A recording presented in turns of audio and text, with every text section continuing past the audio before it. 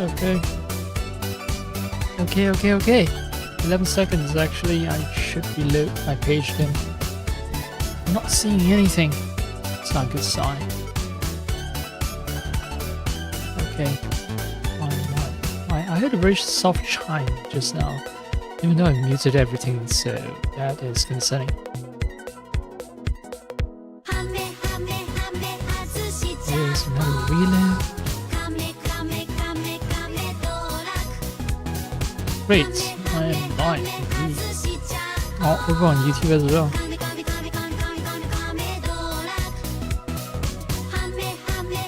Okay. So, yeah, I wasn't planning to stream today or at this time. I was... Okay, so, story of my day is...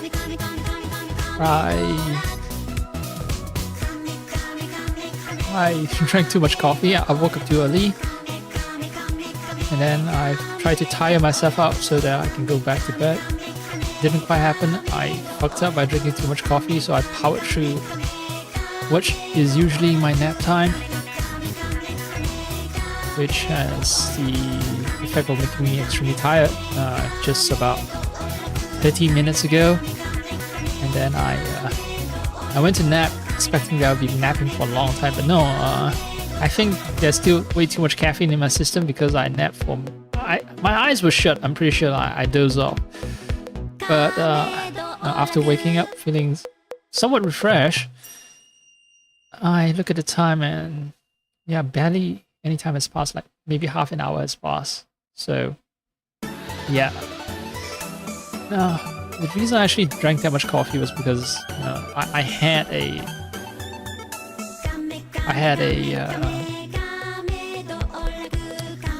something with a deadline that I want to get to ASAP as soon as possible. But yeah, I never actually did get around to it. I actually wasted my entire afternoon doing something absolutely unproductive. I've discovered that it's possible for me to use ChatGPT to create sprite art, which is kind of neat, really.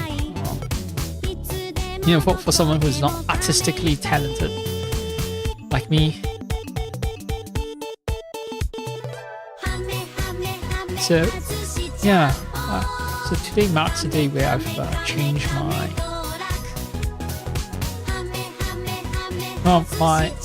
avatar for my channel, and also my avatar for when I'm streaming the game. It's the same avatar but in two perspectives. One is a head-on perspective, the other one is a slightly profile perspective. Yeah, so hooray for that. It's done in this neat pixel art thing, which and you just need to find the right prompt. You just need to find the right prompt for the game. For ChatGPT, not the game, but yeah. I used someone else's prompt and it didn't quite get what I want. But when I prompted ChatGPT to do it in the style of Pokemon and do it for 64 by 64 pixels, then yeah, I got something really close to what I want. I still had to do a lot of cleaning up. That's why I wasted an entire afternoon. It's not just one and done. So a lot of cleaning up. But after that cleanup, it's good. It's good enough for me to use mostly minor modifications. I had to add extra stuff like blinking. So I might not be that good of an artist, but for blinking, I can at least do something about that. Yes, I know how to draw eyelids. So yes, that's doable on using even a mouse. And because the resolution is low enough, you don't really need a pen. Also called Wacom or Wacom tablet, I don't know how to pronounce the name. But yeah, no need for any sort of drawing tablet. Just use your mouse and click on the boxes change their color. Paint. Anyway, that's enough yapping. I should start the game up. So yeah, because I can't quite make up my mind on what to stream. I'm just gonna stream what I streamed yesterday. I mean, that impoluto has been bugging me for a while, so I'm kind of eager to deal with him.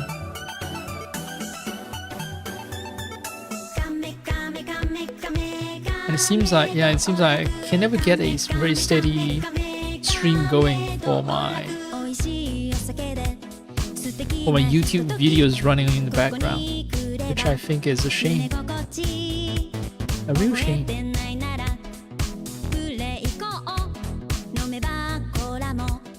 Anyway, yep, here is my new avatar. Hooray. And it even has a well, me myself, I went the extra length of changing the audio visualizer as well, so that okay, so the avatar is essentially a Chinese dragon. It's not my own creation, as I mentioned. You know, I used ChatGPT to create the sprite art for it, and it's also, the design itself is also not really my creation. It's based off of a Chinese dragon design that's very popular back in 2024, the year of the dragon. So there's this inflatable dragon design that's been sold everywhere. And the thing is, with China, it's like no one really owns the copyright. I've seen a ton of variation of the same design. So I pick one variation that I like, but basically they're all the same. They are just red dragons with square faces and sort of teal or green / blue colored scales or fins on the back. Yeah, fins, more like fins, because dragon is basically a combination creature that's like, it has bits of crocodile on it, crocodile, fish, antlers from deers. Yeah, so it's a mythical creature, right? It's fantastical. So yeah, basically, yeah, this is what I have as a dragon. You know, I have a sprite dragon. The white stuff is the cloud. And yeah, I changed the visualizer because it can sort of resemble a dragon's body. You know, Chinese dragon has something like a snake. You know, it has a long body and it has fins on top as well. On top and at the bottom as well. Yeah, I think. So as I've said, right, it's a combination of everything. It can be a snake, but there are bits and elements of fish on it as well. So it's a really long snake-like body, but it has fins like a fish. And sound visualizer kind of gives the same impression as a dragon's body. You know, a very abstract manner, but yeah. So yes, this is all very well thought out. It's not something that I cooked up because I'm on a coffee bender and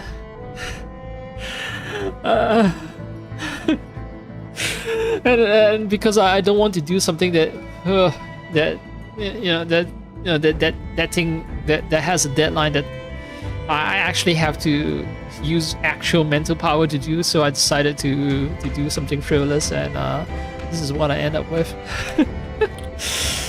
But okay, great. It seems like mic and game capture is good, so I can just go ahead and mute myself and a bunch of other stuff. Now I need to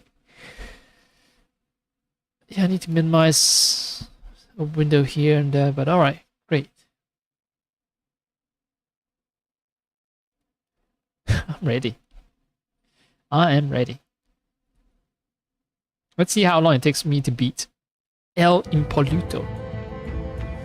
Immaculate.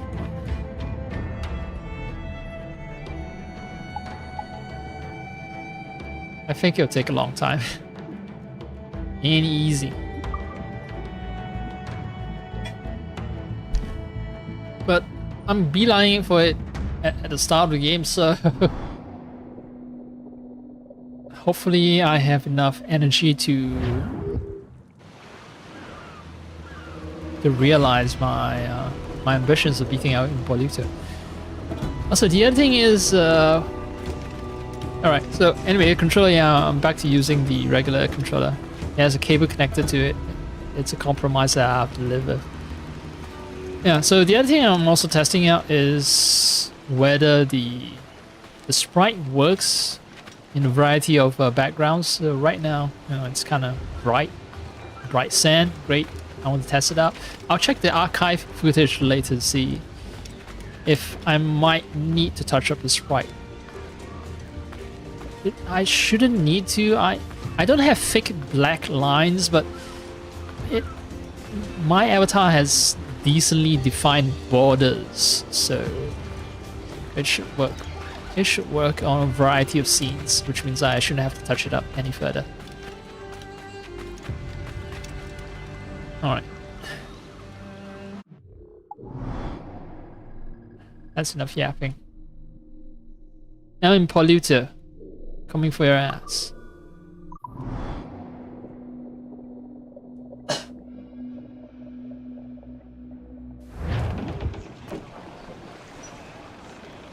Let out some sail! Get to your stand! All sail! All sail! Ride the wind for all she's worth!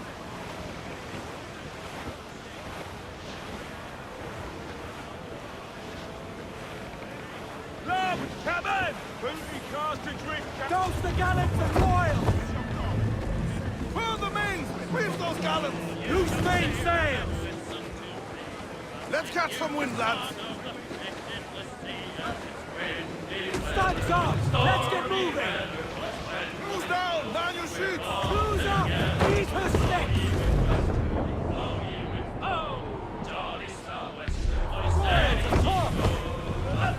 Cruise down! Handsome wind! Lay off the loose mains! Loose! Stormy weather, when the wind blows, we're all together.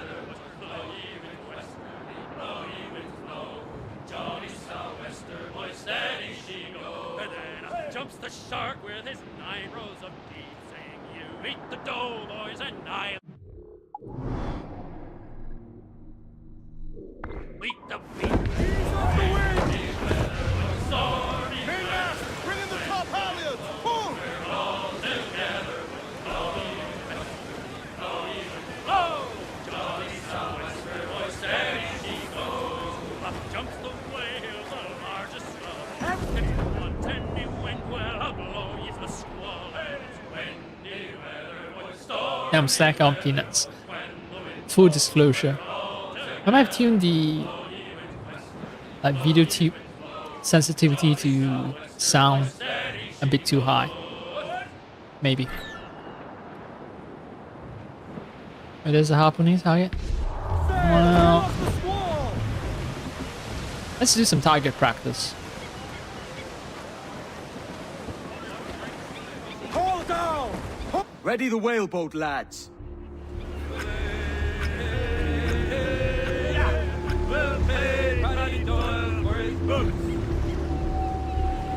Just shocked at how accurately Ready, lads? the Hold fast! He's pulling, Captain! yeah, the object that I'm trying to capture. That beast Granted, is it's a hurt. simplified object, right? So He don't like that!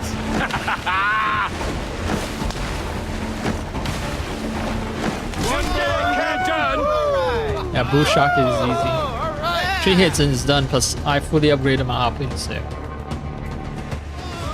He's a monster! But yeah, since I'm basing this sprite character on an inflatable dragon, which already has a cartoony design, extremely cartoony design, extremely simplified design, so I made things very easy for ChatGPT. If ChatGPT has to apply its own style. In fact, actually, when I used a prompt to tell it to turn the dragon into a sprite, it actually didn't do it that well. Only when I prompted it to do it in the style of Pokemon that it managed to do it well. And yeah, I was actually checking out. I was trying to find Pokemon sprites in there and look at them, and I'm still impressed at what they can do with just so little color and so little resolution. They're wizards, they're magicians. Like, for real. Ah, ship sighted! Oh, she's a beast! Right, so I'm gonna keep failing over and over again, but no. At some point I'll learn how to deal with it. I've seen some people say that I should ram it from the front, because you cannot outrun the ship, so just basically stick to it as close as you can. What's she doing? She's coming!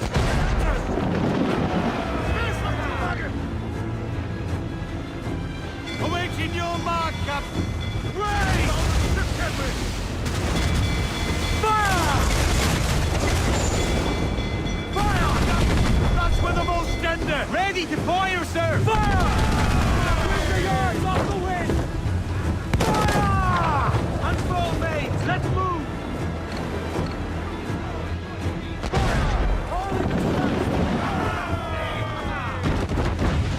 Brace yourselves! Get the main street! Just ram it, just keep ramming it.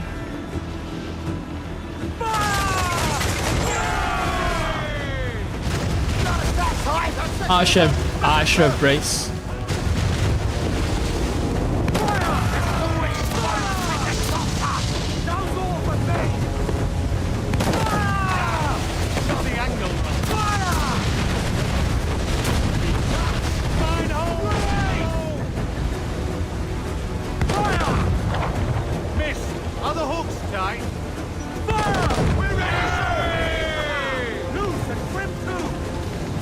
Well, half health, so I can just basically hard hit do it. I think if I just be more careful.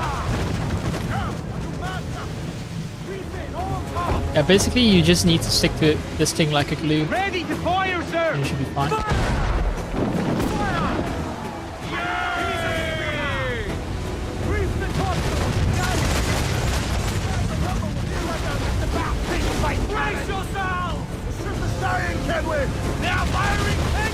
No. Oh, alright, so if it gets behind me, I'm done for. Alright. But it feels achievable,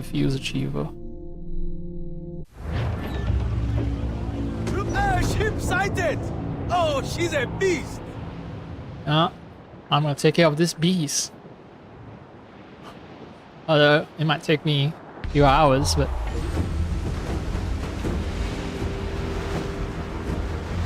I just got... I heard a sound saying that I just got some money or something. Which is weird. I'm not expecting that. Did I lose money when I die? Alright, I have 60k right now. Give the order, sir! Brace. Ready to fire! Fire! Ease off the wind! Fire! Get the mainsails into the wind! Douse the gallants and royals! Close down, gallants! Come on.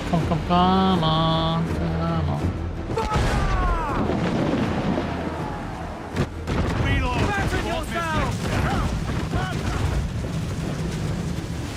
Brace yourselves! Bracing is important. Bracing is very important.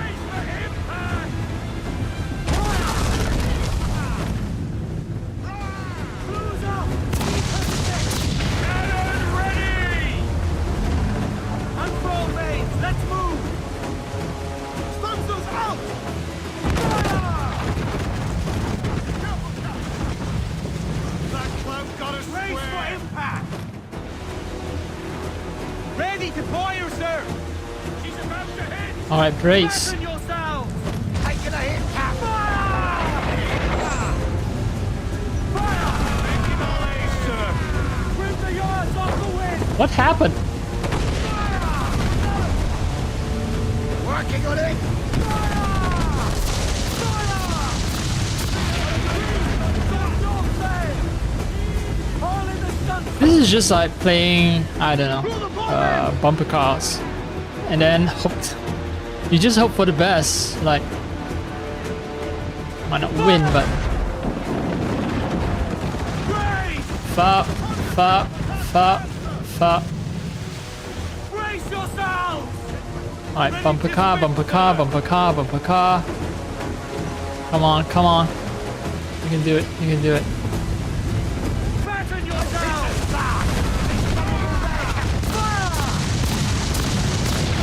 Ready to fire fire! Loose all, let's move!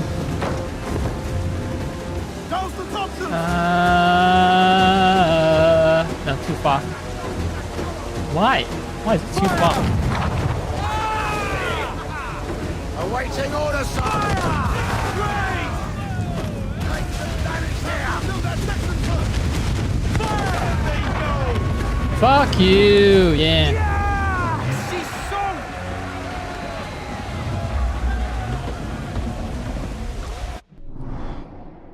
Charge attack. Defeat all 4 legendary ships I got achievement. Devil of the Caribbean. So now I got a new ability. Charge attack allows me to temporarily speed up projectile to ram an enemy ship with more strength. Hold LT while looking forward and then double tap A to charge. Okay. Will the game give me a prompt? No, it won't remind me. No, okay, I wasn't paying attention, but I don't see a prompt for... Okay, I see double tap. Alright. Huge swell. Can't charge the huge swell.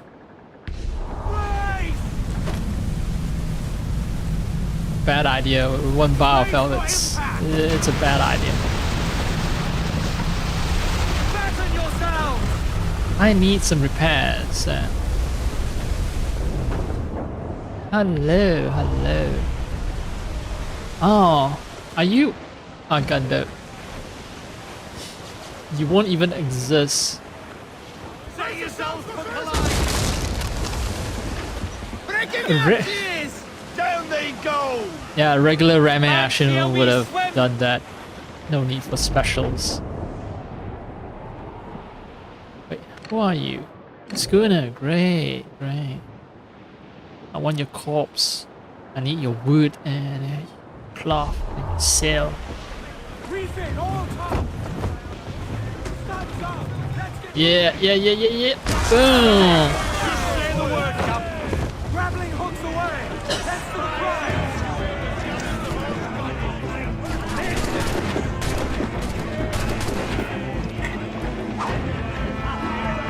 Oh, hey, I forgot. I'm supposed to be doing something instead of just snacking. Wow.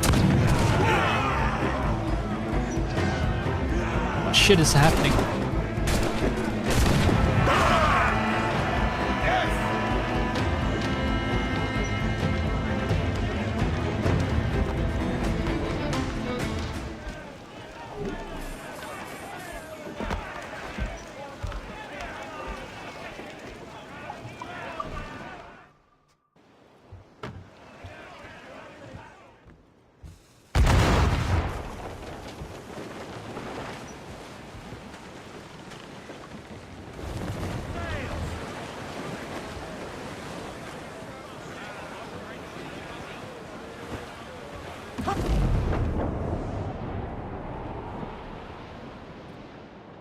Being wanted at my level is actually kind of nice. I don't have to look for ships to repair myself. They come to me now.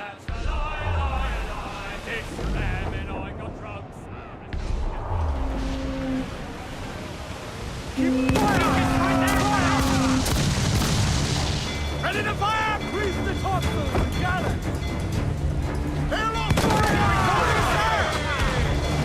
Thank you.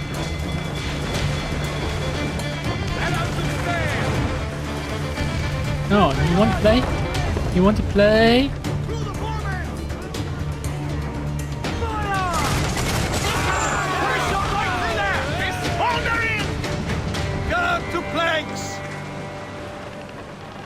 Ground it all on!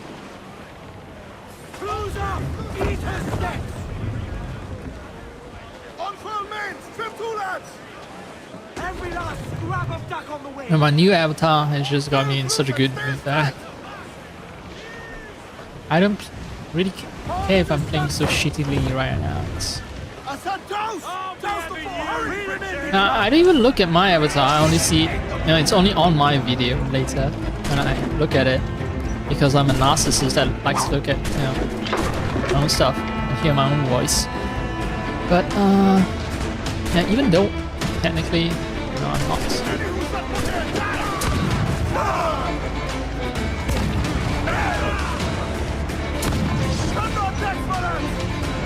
If any of my crew members are over there, I shouldn't try to kill them. Yeah, I don't know. Just having a good time.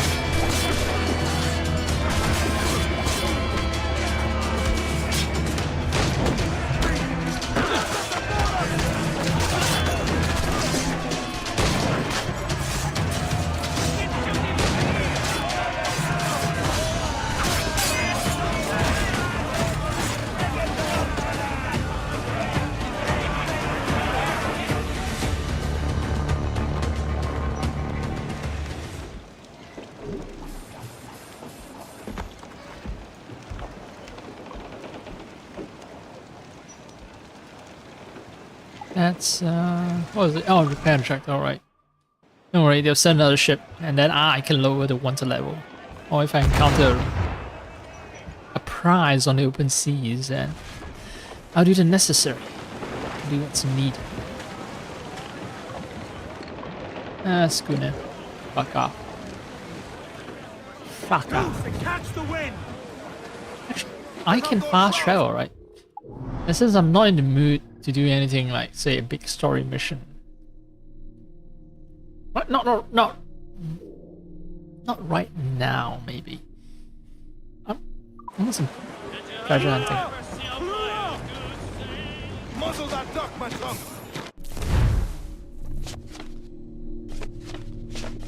See, I don't want anything that's too difficult.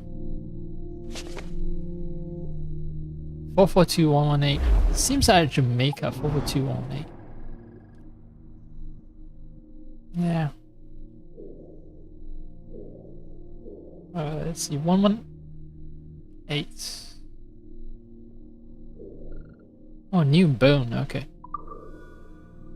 I'll get me some new bones. My old ones are completely shot through. Osteoporosis, they say. Oh, this whole place is... This whole place hates me. Captain overboard!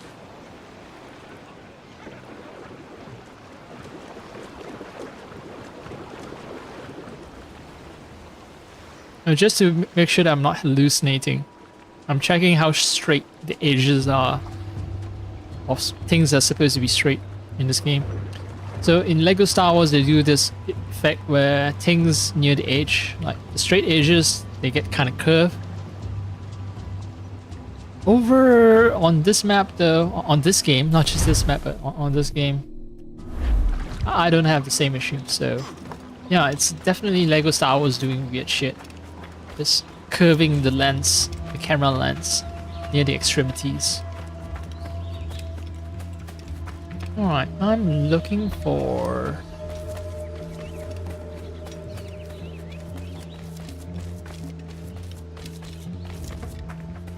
Oh, okay. Oh, okay. Oh. Okay, so, I've had my analog trigger on just, a clicky style, so which means that there's no, like, intermediate values. I just click. So there's only, not pressing the, triggers. Sorry, I'm talking about my triggers, on my gamepad, my triggers, I used to have them on, well, clicks, which means, it's either the triggers are not pressed, or if I do press them, it's considered fully pressed. So I've made them digital instead of analog. That's what I'm always trying to say. Yeah. So I've recently, switched them back so that they become analog again, so I can do a half press. So this is, yeah, Edward Kenway walking with my left analog stick pulled out. My left stick, yeah, I should just cut out the word analog because it gets confusing. So my left stick, if I push it fully, this is his walk speed. But if I press RT slightly, this is his run speed. But his full run speed is only exhibited if I fully depress the analog. Sorry, the right trigger. Fully depress the right trigger. Why do I like the word analog so much? Something is wrong with me.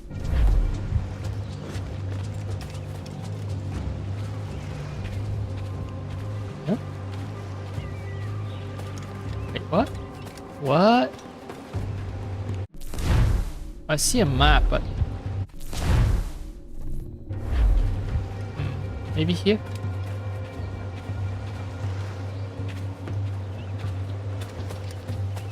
Right. This is the windmill, right? Unless there's another windmill.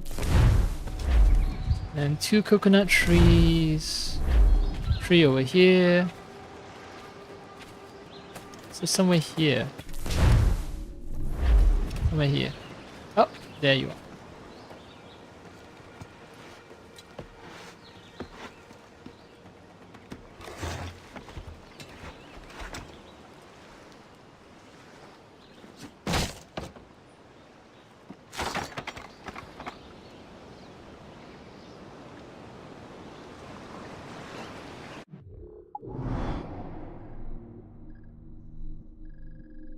Warehouse still empty after I've emptied it last time.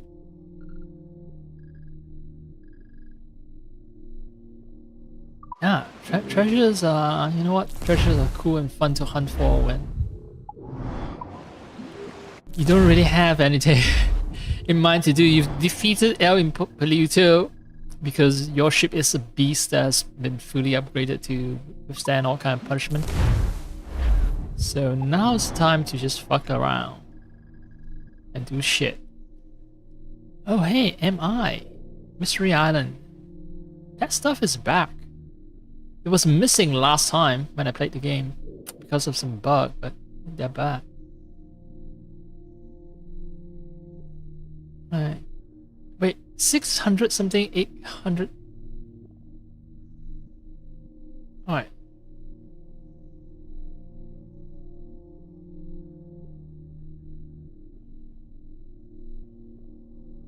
$600, $800. Oh no, that it brings me a little too close to the mission starting point. How about something else? 992,422. Right, so 900 something should be very far east.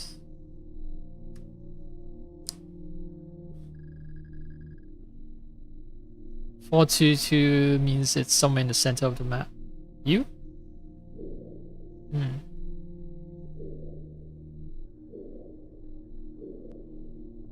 Wait, don't tell me.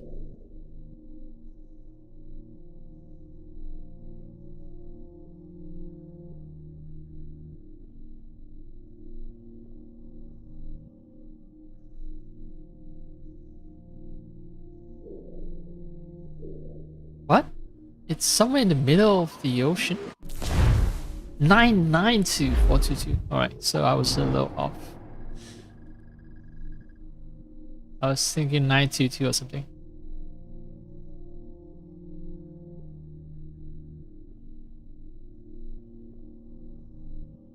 Alright, so this is 992.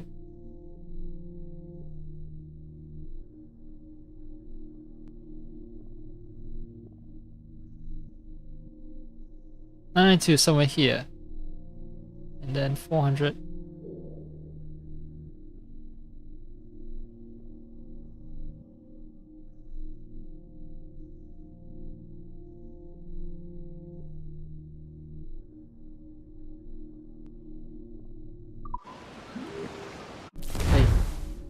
99422. Seriously? It's not a place that I can fast travel to? That's new. That's new. Just caught unaware. 99422. It's somewhere here then. Wait, 7992.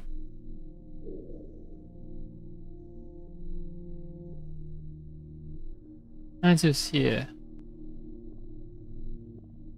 Let's do 422.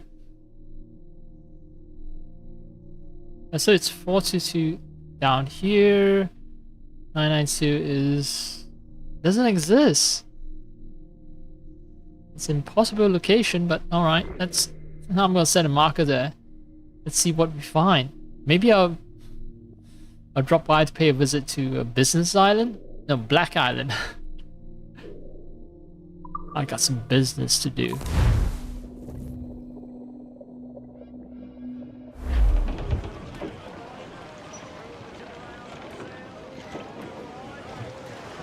Yeah, so I need to keep my crews level high if I want to be on big ships.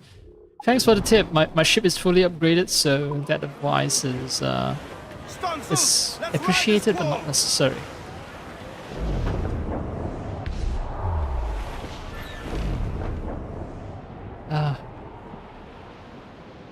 Please tell me, what is this sailboat's name? Sailboat Malarkey. Tell me now, what is this good boat's name? Sailboat Malarkey. Well now, me boys, we are bound out to sea. Sailboat Malarkey. Brace yourselves! Toast the gallons of oil!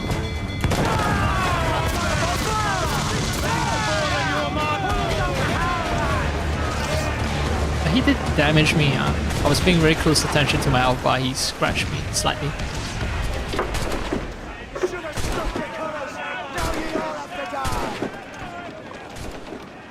Should have struck your colours.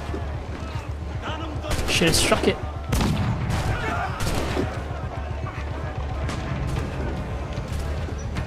Should have struck it. You sea dogs.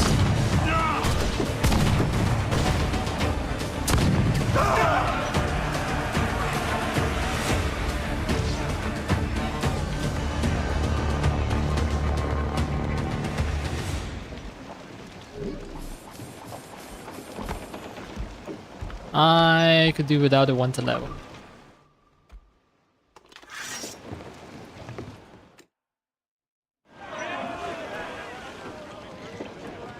Get the mains free! Man your stairs, we trim too! And I noticed that the last pip on my third health bar is not full. It's because the bounty hunter did scratch me.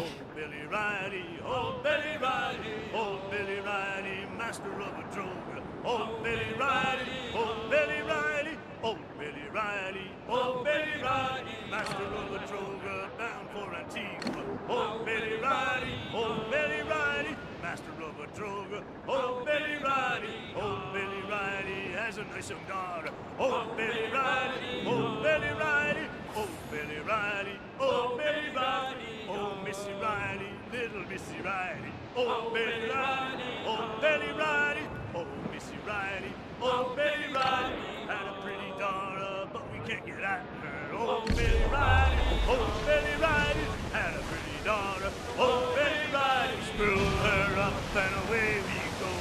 Oh Billy Riley, oh Billy Riley, screw her up and oh Billy Riley, one more pull and then Billy was. Oh Billy Riley, oh Billy Riley, one more pull and oh Billy Riley, oh.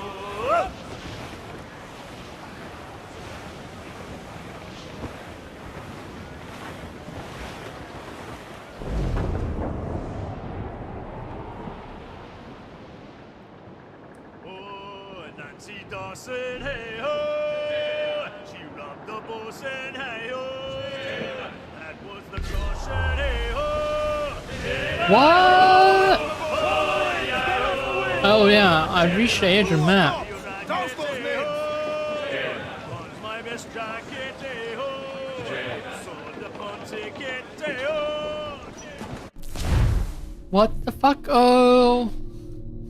Holy oh shit, man. So this is supposed to be an island fortress.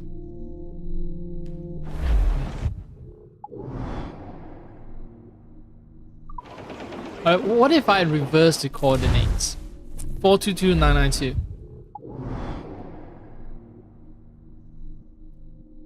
Pirates sometimes try to trick people. 422.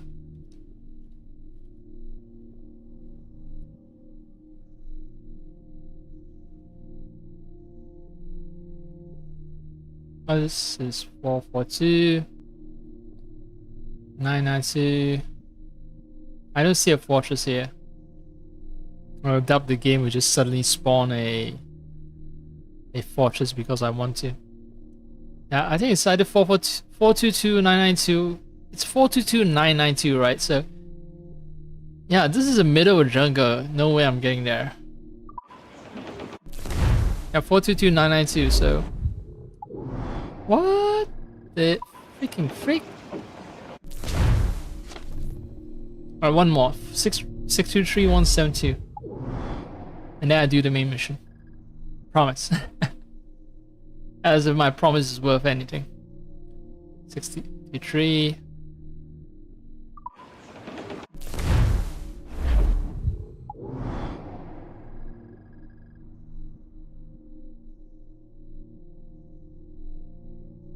One 72.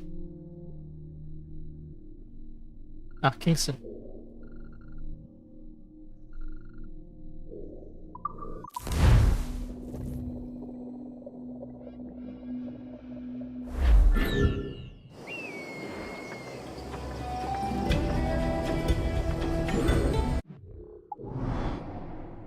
Oh, the warehouse is full again. Great. No, it's actually terrible because I'll be tempted to loot the warehouse instead of doing my treasure hunting. You're gonna tell me the warehouse is gonna be empty if I quit, but I've emptied this warehouse before. Right? My primary concern.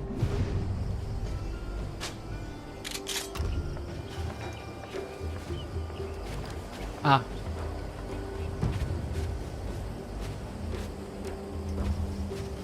The alarms.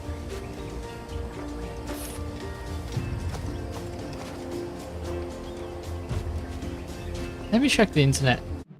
I mean, I have something else to do anyway, like Bongo Cat, but I'm gonna check the internet to see if do warehouses refill?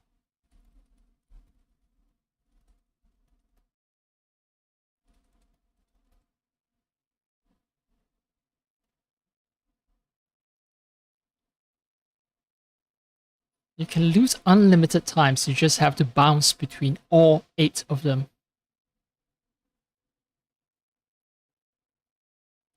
Each warehouse gives the same cargo loot every time you plunder it. Oh, I shouldn't be alt tab. Shouldn't be pressing my controller. Well, alt tab because yeah, still in control of the game. Now, oh, there's another warehouse up here as well. I don't care about all that. I'm here because I want treasure. It's in a bay.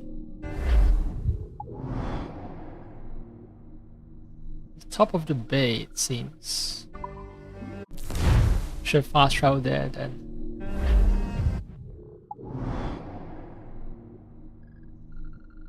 And it's somewhere here.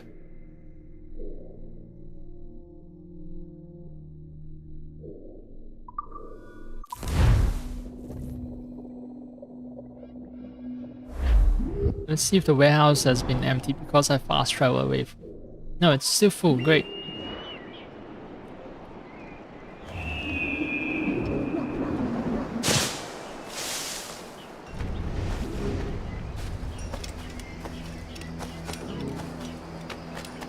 maybe some of the difficulty I have with some of the parkour sections where I have to collect the animus fragments is because I didn't know I can do half runs. So maybe some jumps are meant for you to do half runs before jumping, maybe.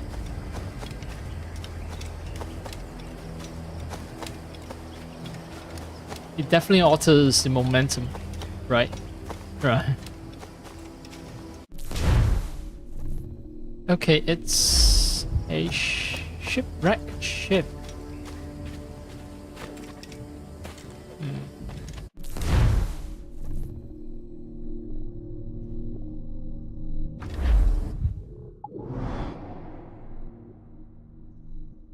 See traces of any shipwrecks. Oh.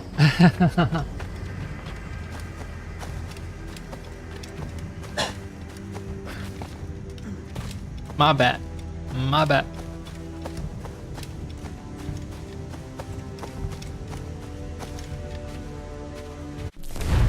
Oh, it's right here.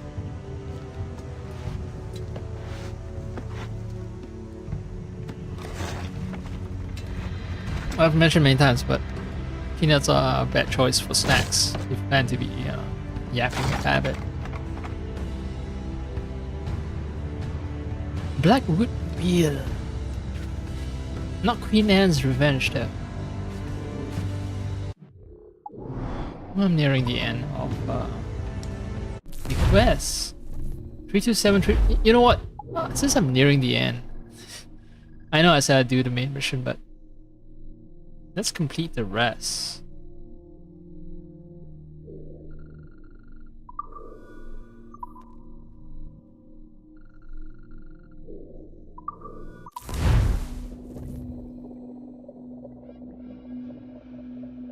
I mean, I can just teleport around anyway. So, shipwreck.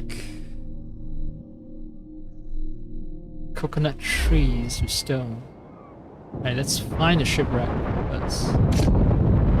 Oh, I forgot, I can't just see through my eagle's eyes. This is not that Assassin's Creed game. Wait, I am on the shipwreck itself? No. This is a wreck, but not the exact same shipwreck that I'm looking for. Oh, I guess I can watch. I can watch a sea battle going on in the background if I'm that bored. I'm starving for entertainment. Maybe they'll turn into a wreck. Right, those guys are fighting, not my problem.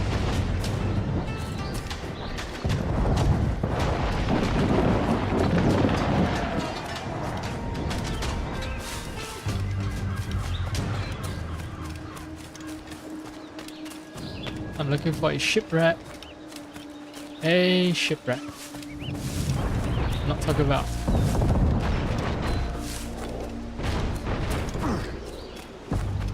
Alright, this is my ship. I don't see a wreck with its bow jetting out. Unless my fast travel point is that shipwreck. Okay, maybe my fast travel point is that shipwreck.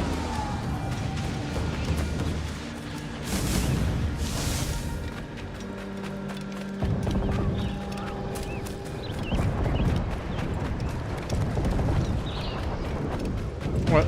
Yeah, okay, I'm convinced. I found a social chest. I've got an achievement for finding all social thingies and... Alright, cool. It's still not gonna help me unlock the stuff that requires me to do social stuff. Like, there's some armor and some guns and swords that are tied to that. And I don't have that.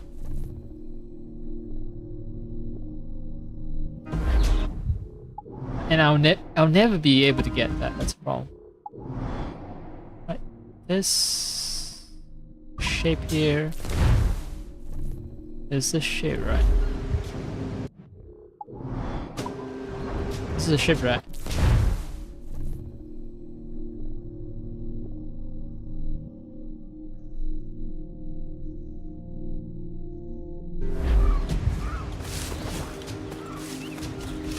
maybe somewhere here.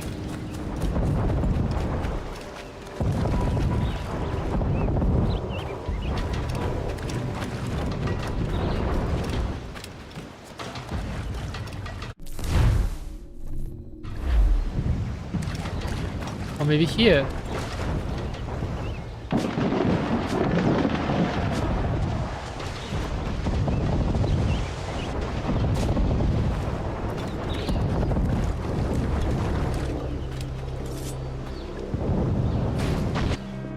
It's okay. I get bone from it, I can craft another sleep dart. Oh, there you are. Awesome. Just pass by it. Right.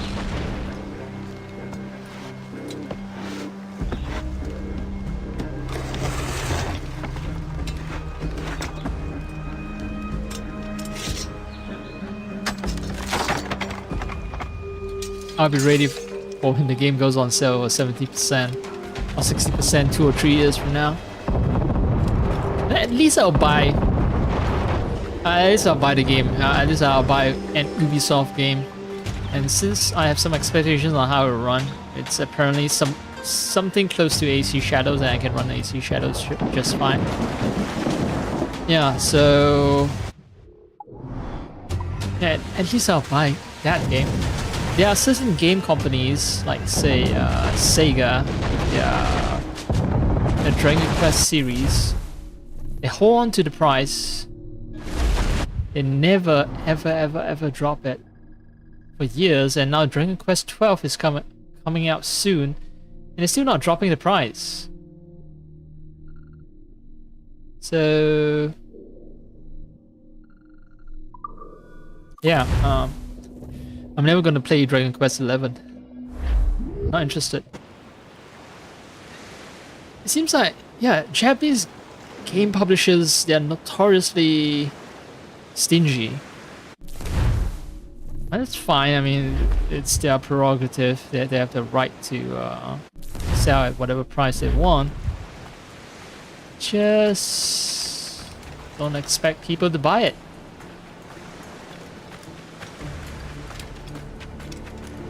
Right. Maybe the other coconut trees, because I expect it should be outdoors, right? There's coconut trees can't exactly grow indoors. It still needs sunlight, photosynthesis. If there's a giant cave, you know, there's a giant opening in the cave ceiling, that's also technically outdoors. It's a solitary coconut tree. But it has 3 rocks stacked right next to it though. Small rocks, not big rocks. Aww. Do I really have to go inside?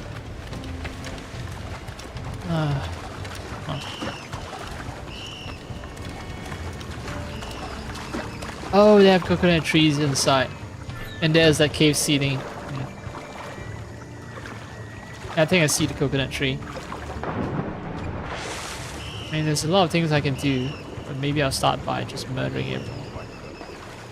I'm gonna have to do that eventually anyway, if I don't want to be disturbed. Pay no attention to the guy who's making lots of splashing noises. This guy who's supposed to be a sentry.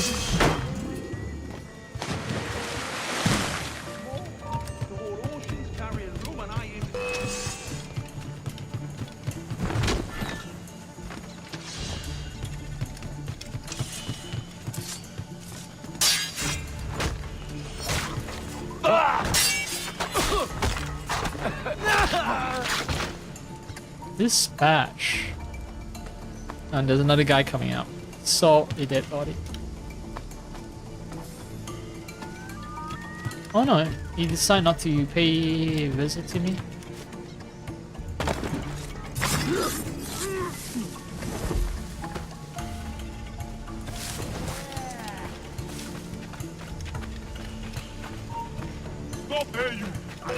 Ah, fuck it.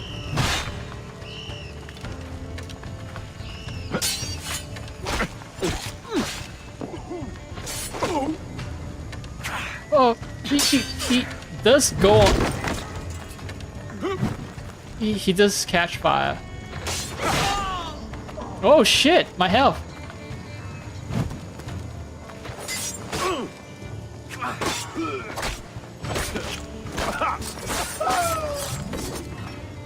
Yeah, need to be careful. Need to be careful. Hold it!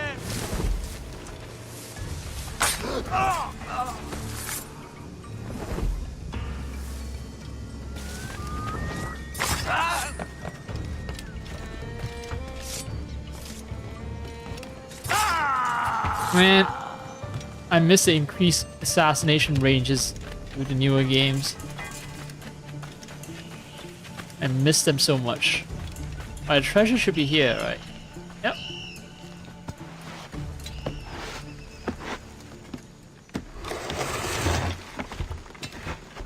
But in this game, I really have to walk right next to the person before I can just stab them. There's no option to rush a bit forward and stab them. Yeah, I'm gonna leave that one guy tell the tale of why all his companions are murdered. Ooh, social treasure. Get off the squall! Wait, why are they aggroing? You know what? Great. That'll wipe him out! On your mark!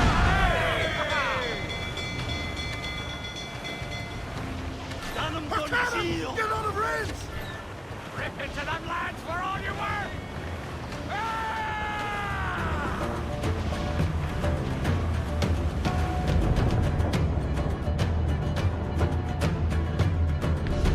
Whoa, you are rude.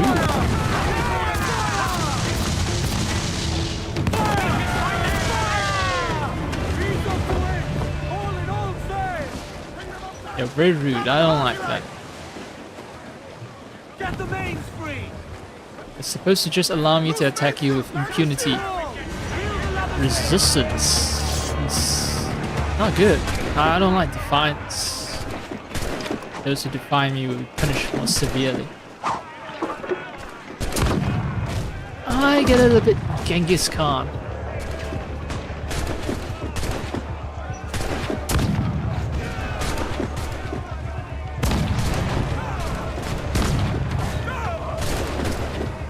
Wait, this ancestor did not kill civilians and domestic animals. Why are civilians or domestic animals in this region?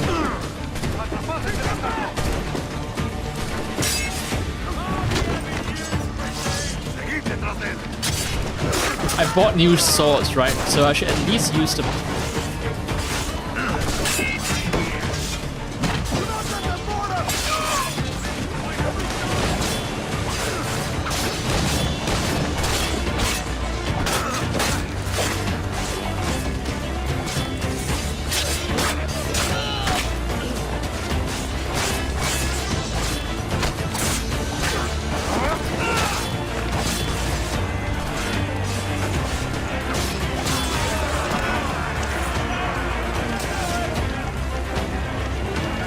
I didn't know what hit him.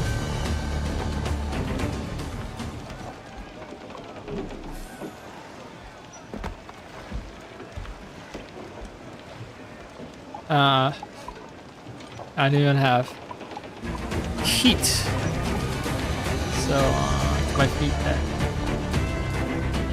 I don't really need a repair. And if I want to repair, I can always use one of the schooners. Still around, right? Yeah. I didn't even get any heat. Yeah, for attacking these treasure ships, no heat.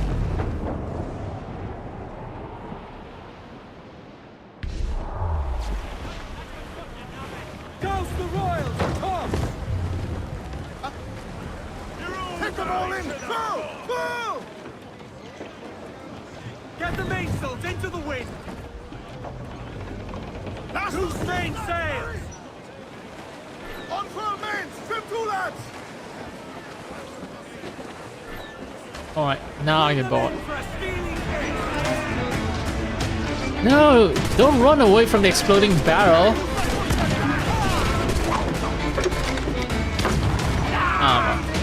That's too close. I'm gonna have to do close work.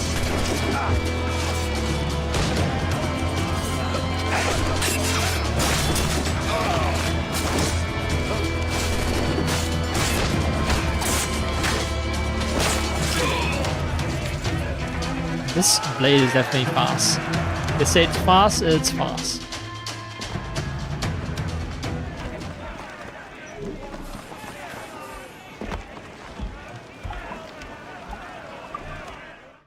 I was actually expecting user to repair, but apparently the game decided to be nice to me, and I'm very fully repaired. Right. Loose and trim too! Loose the man's sails! I can fast travel and just ignore these ships, but Heave ho! it feels wrong, you know, as a pirate to just leave loot lying there unused. Unlooted. Oh no, the rope is gonna block my cannon shot, frustrating me.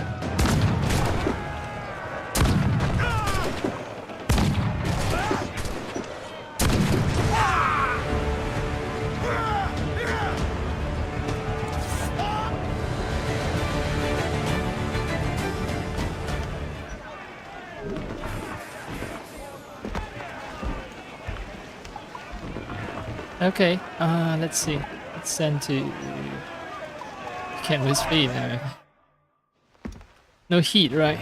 No heat.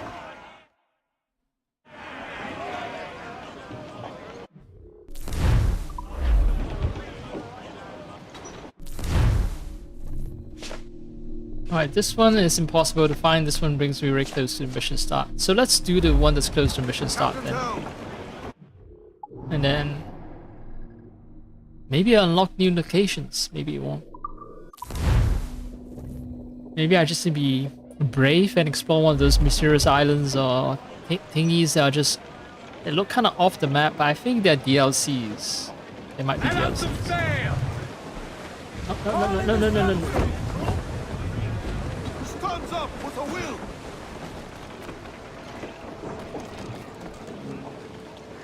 Got to save!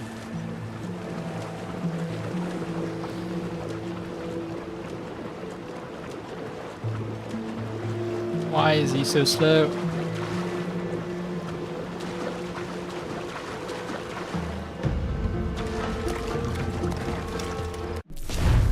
$606-835. It's in this clump of coconut trees.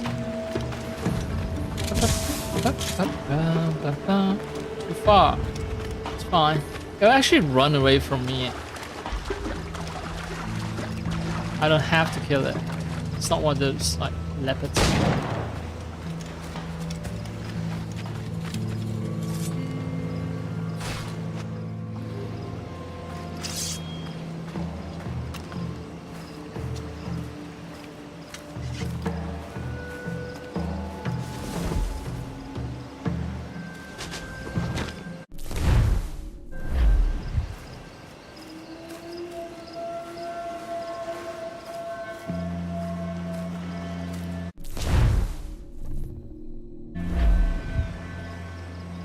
Oh, there are only 3 coconut trees here, so maybe it's another clump of coconut trees.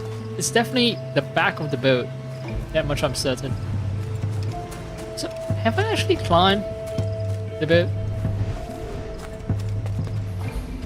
I haven't.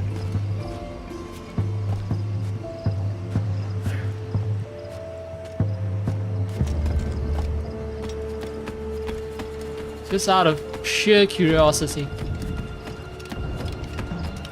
I mean, I've been on many boats before, but I've never seen one that's run aground.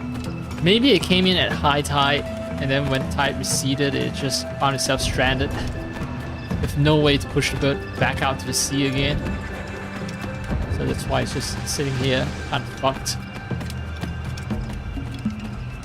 Right, so let's see, there are more coconut trees here, actually.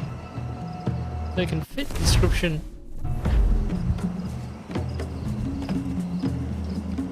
Ooh. Come on, come closer. I was looking for an easy way to jump down without damaging myself.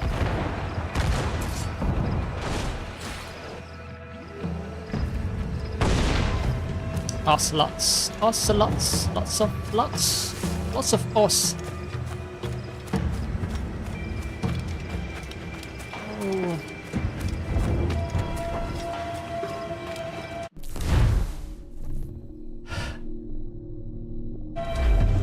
Alright, back on the boat with the sail.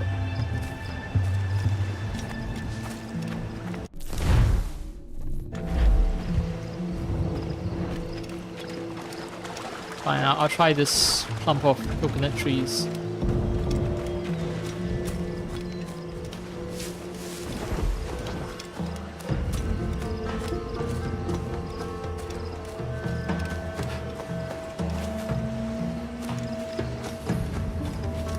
And this place has a mix of trees, so the treasure map would have noted if it's not just only coconut trees, right?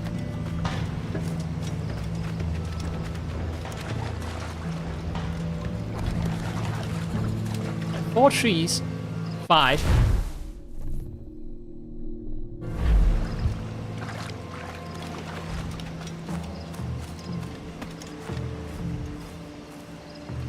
No. Oh, fuck! That precise, huh? I want to check the map again, but I know that once I dig out treasure, the map disappears. I want to check to be absolutely certain. Like, did they actually...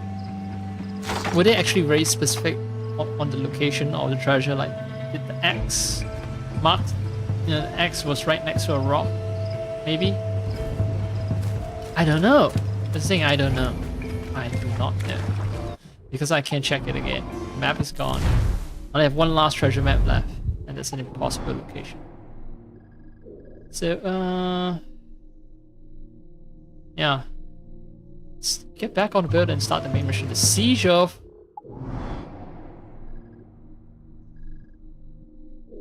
Charlestown.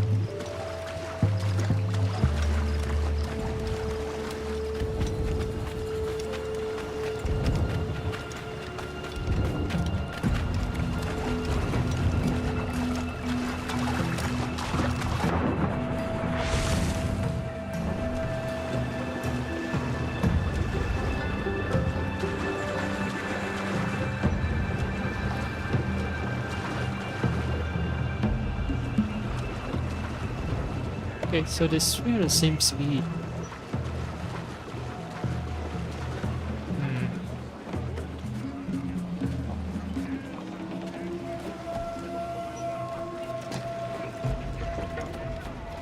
Welcome back, sir. Maybe do a little wardrobe change.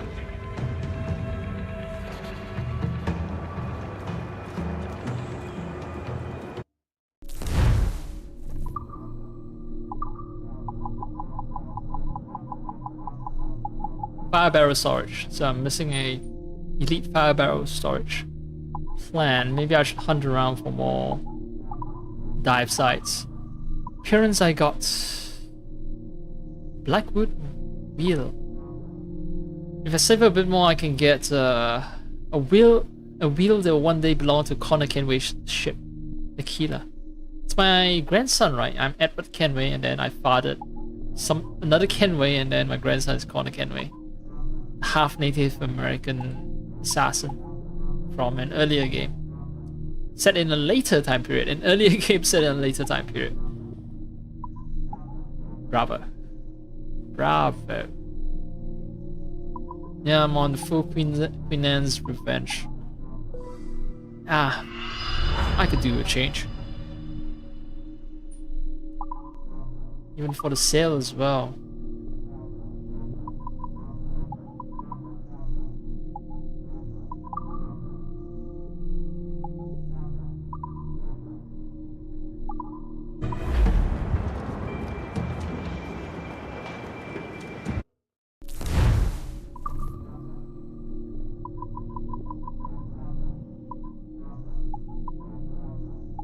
More speed, more combo, less damage. Extremely light rapiers praised for their swiftness.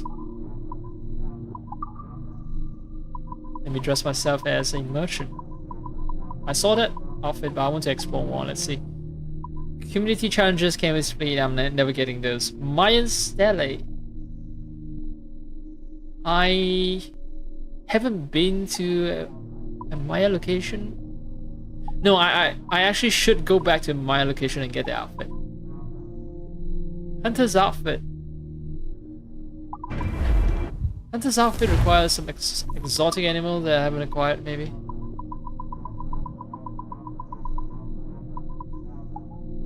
Red howler monkey skin. I haven't found where red howler monkeys hang out. In. Right, so let's dress myself as a merchant. I like the yellow. Makes me look like a Spaniard. Maybe I wear yellow because I'm so rich. I'm showing off that I'm dressed in gold. It's not yellow, it's actually gold.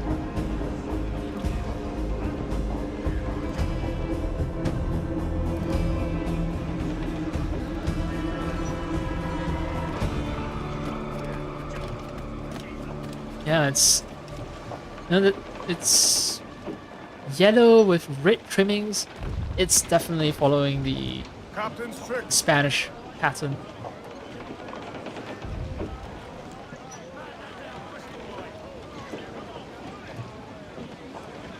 Loose and catch the wind. Loose all. Party like.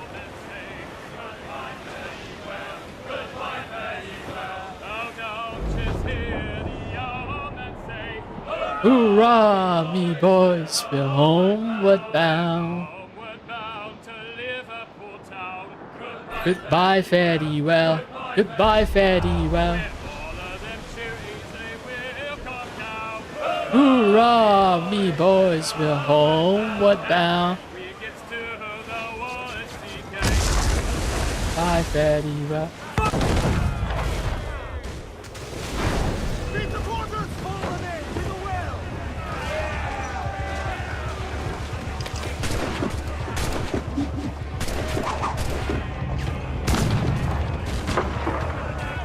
That was a Hail Mary shot, let's be honest.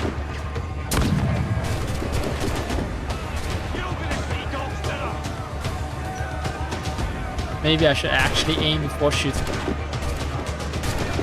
Like this. Ah, the railing caught an entire freaking metal cannonball.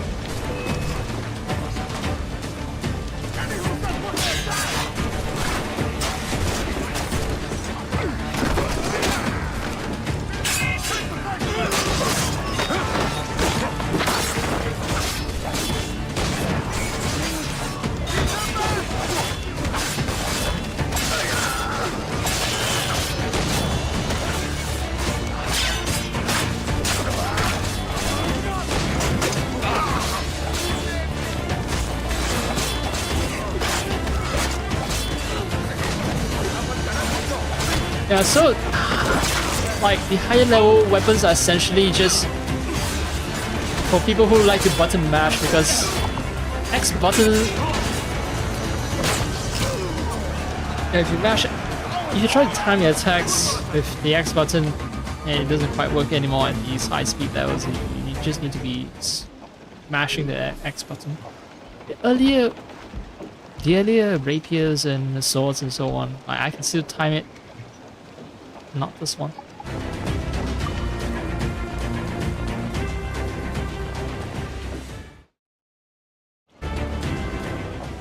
A fine addition to the fleet. Give me some speed. Wait, who? Oh, you guys. Fire! Take a shot right there, sir. Ready to fire! I don't want to loot the fucking boat. I want to do a mission. It was my fault to just get distracted and, you know, do something other than head towards the mission objective.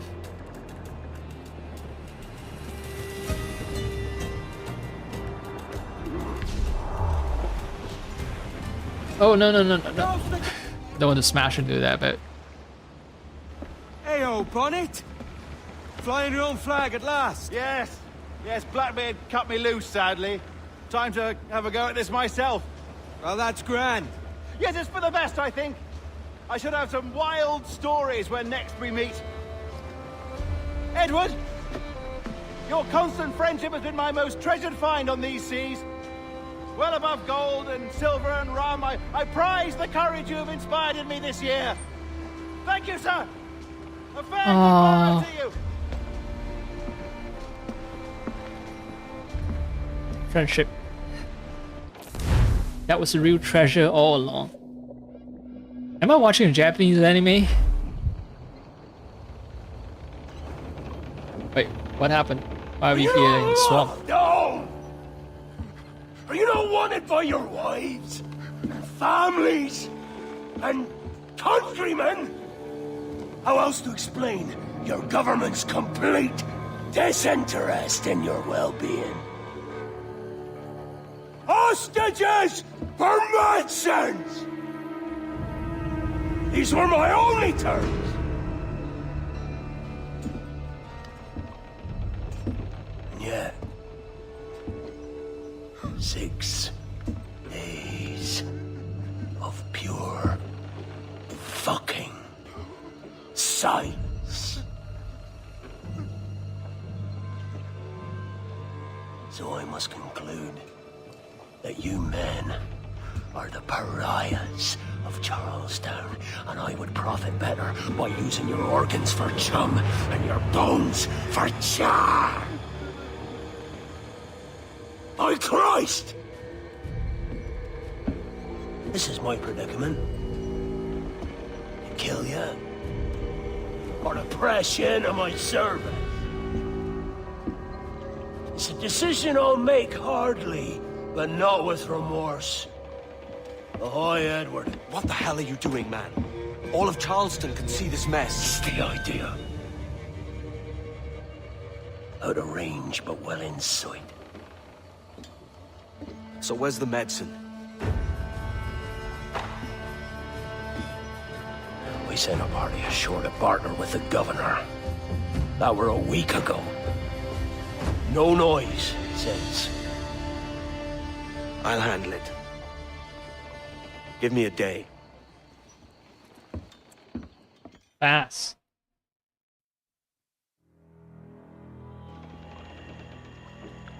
One freaking day. I'll kill the entirety of Charlestown. There's movement up ahead. Is it soldiers?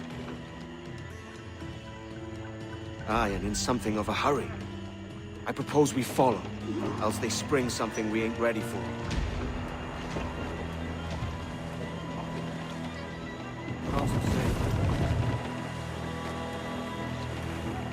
Oh no, it's a television.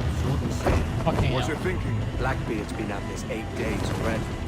So it's a good bet someone out there has prepared the medicines, just in case. Ah, but they're stalling. Thinking up ways to avoid paying it out. Aye, so let's find where they've gathered and hope for the best. They even show the detection radius. So that we don't hit it in the darkness. Careful, Captain. We're drifting close to a watchtower.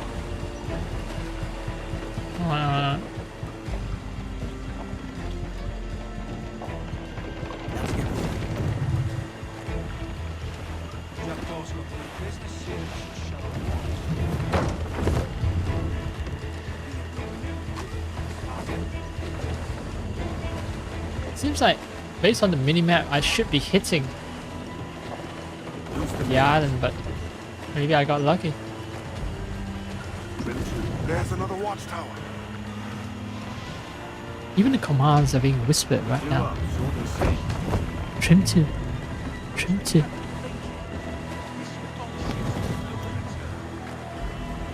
It's okay, your captain can kill everyone. Keep her half Single-handedly. sail, Captain. Speed will do us no favors here. It is another watchtower up there. Hold down. These the mains.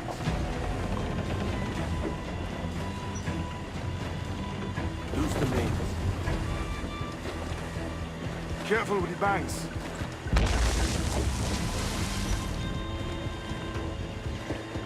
Wait, do I? Okay, so maybe that's the final killing spot. I just need to get close enough and trigger next part of the mission because there's no way I can get past the watchtower. We cannot pass them undetected, Captain. And there is no other way. There's always another way. All stop! Sabotage bell.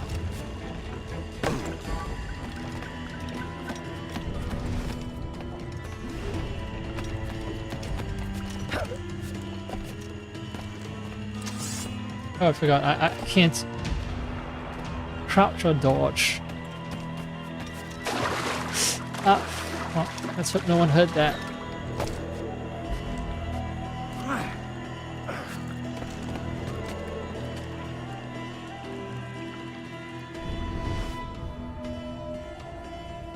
I see like 2 guys down below. Up top?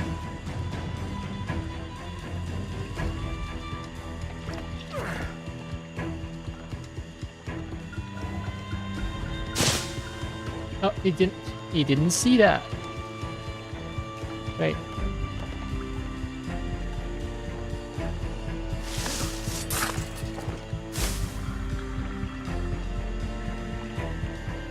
I'm gonna play it safe. I don't want to repeat the mission.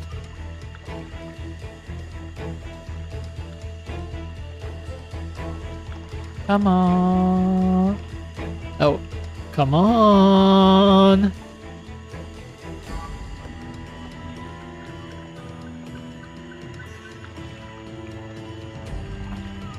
I don't think I should use Berserk, but sleeping darts, yes, I can use.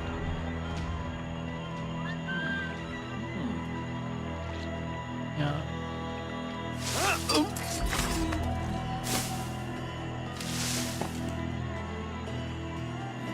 I think this guy is talking with another person. And if he goes to sleep, someone will pay attention. Right? Are you feeling alright? Marigold.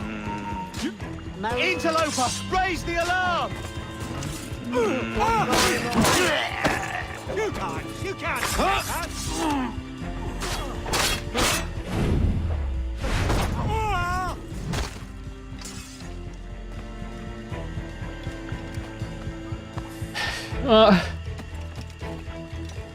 No alarm was raised, but that was sloppy. So sloppy. Ashamed of myself. Oh, no one has sleeping darts? Okay, fine. I can craft more, but you know, principles. I want to loot them. I don't want to spend my own resources to craft. I'm a pirate. I steal.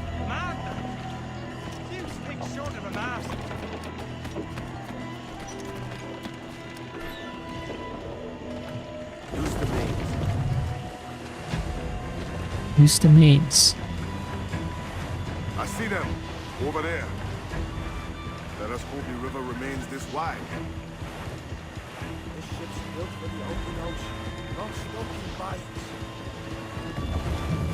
Now we're gonna come up to a super narrow passage. If we run aground here, we may never get out.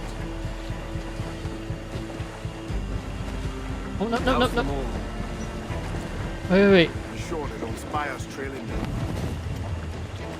The map says I shouldn't be able to pass through here, though.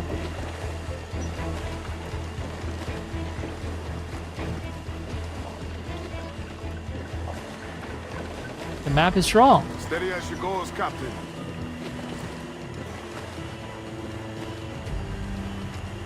You know, my fully upgraded ship with tons and tons of guns and armor plating somehow. Leave the mains. Still being able to sail in these shallow waters, it's amazing. I see no other way out. If I go any further though, it's like... Oh, okay. I think the game no longer... Can I not let go? No. I can only slow down and stop. I can't let go of the wheel. I don't see any other route, so I might have to go within detection range. They're getting away, Captain. We'll have to go on without her. I'll be back with the medicines. Aye, sir.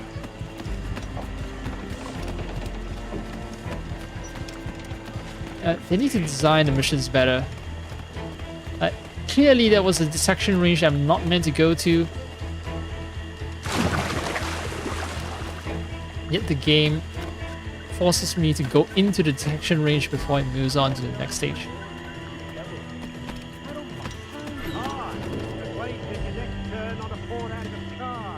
use sleep darts on crocodiles and skin a crocodile. Alright.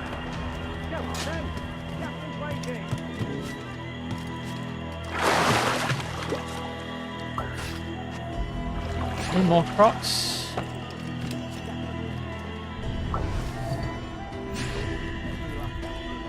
Oh no. There are, but...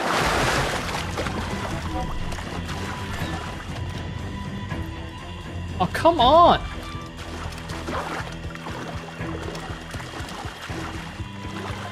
Really?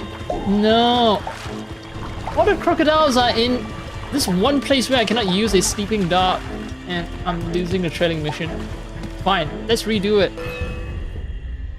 Fuck you.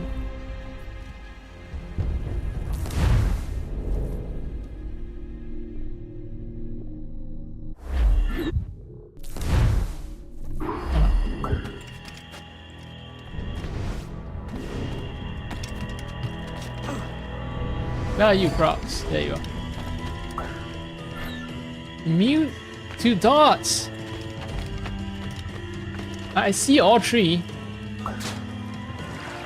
And it's like, okay, great, now I can skin this one. Maybe I need to hop on over to the other side. No, no! This brings me to the boat itself.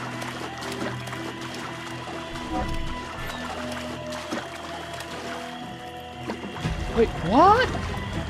I'm right next to the fucking crocodile, you don't let me... Yo, this is bullshit.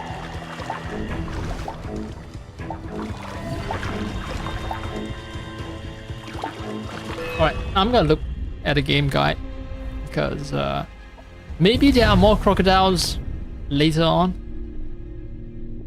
I don't have to deal with the ones over here. Or maybe the mission is something of a pain in the ass, or it's a bug. I don't know. Whatever it is, it ain't looking good.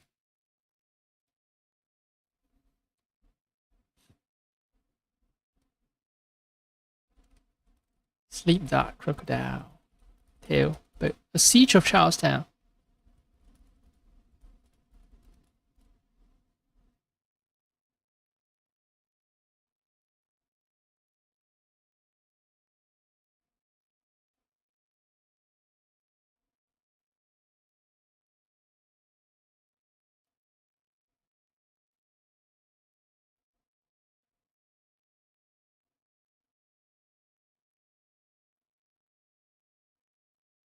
Before you chase after the small boat, you see 2 crocs swimming nearby. Quickly fire a swimming dart at one of them and getting close to swim it. Follow the path towards the boat until you reach a large tree stump that overlooks the river. Activate Eagle Vision to find 2 more crocs in the water. Fire sleeping darts at them quickly. So that happens after you've darted the first one. So at least based on the screenshots. I love screenshots. I hate video tutorials because I do videos myself, right? I do streaming, but I don't expect people to use my videos at some time that I... With screenshots, I can, you know, roughly place you on where you are. I think it's true what they say about Blackbeard. The fire strikes out from his head. If he's not the devil himself, then surely he's made some pact with hell. Only be thankful his ship remains anchored and hasn't torn apart into the art of Charles. Someone else. They'll be hunted down eventually. Every last one of them. Wait. Oh, it is already asleep. Wasted so many darts.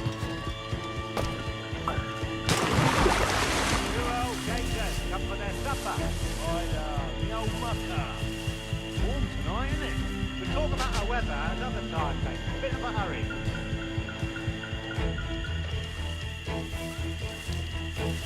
Yeah, I'm not skipping those.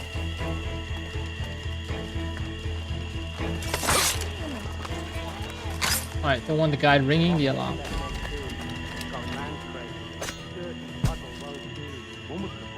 The camera angle, man. cure whatever ailment fester aboard there. There's no requirement for me to... No requirement not to trigger an alarm.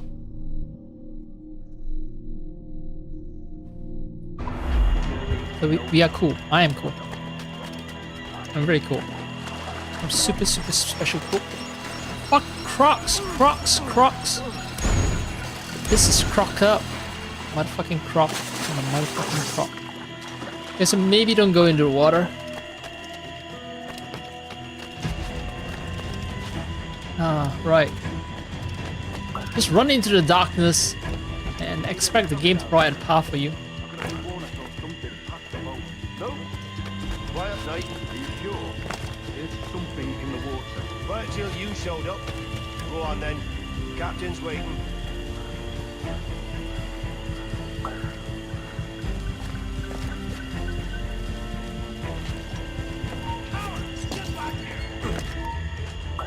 You! Almost there. Good. Captain Wyatt is not a patient man. Cannot climb up. I'm pressing A. Can't climb up. Hello! Is that Raider yonder? The very same. Then speed along. You're expected. And you know how... Ah! Fuck you! I thought there was a bush I can hide in.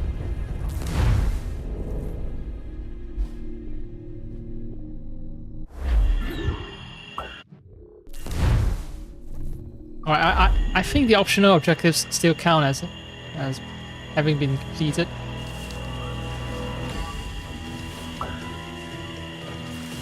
Hello! Is that Raider yonder? The very same. I see Then three speed along. guys. You're expected. And you know how... Oh, Christ! It took him! It took him! I told you! Just row! For God's sake, row! I told you there was something, didn't I tell you? Oh, God. Let's just get out of here! Who saw me? For the dogs. Ah.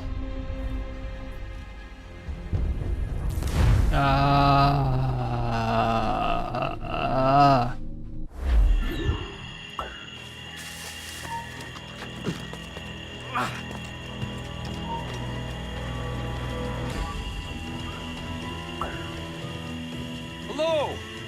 Is that Raider yonder? The very same. Then speed along. You're expected. And you know how... Oh, Christ! It took him! It took him! I told you! Just row! For God's sake, row! I told you there was something, didn't I tell you? Oh, God. Let's just get out of here! Or maybe don't follow the bird too closely and I won't be noticed. But no, what? Why would you go backwards, you dumb fuck?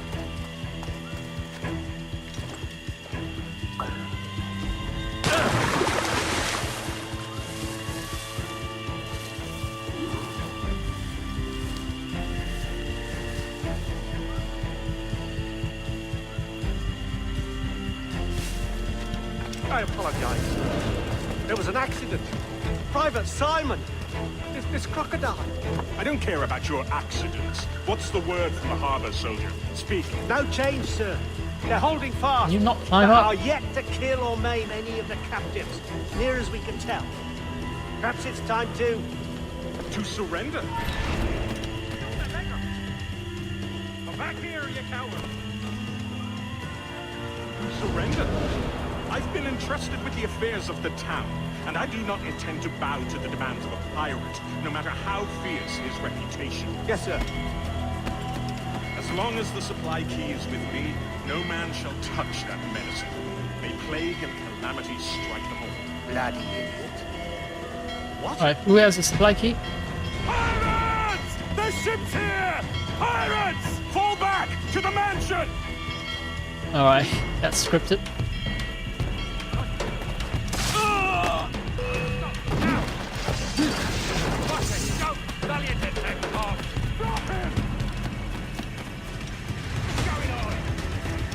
If I can auto-target him, then I won't have to chase him down, but, well, here we are. There's an And this is all bullshit. Can I not? Oh, okay, yeah. Should be able to leap over it, really. But the game wants to leave me on a cinematic chase scene. And I'm fine with that.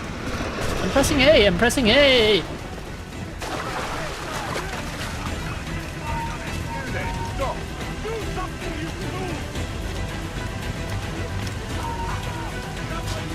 No! You! Ah!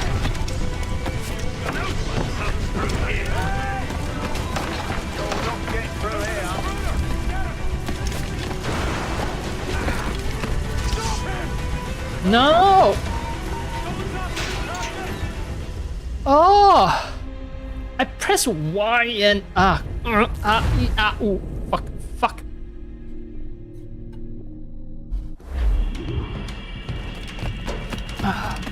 Well, maybe I should.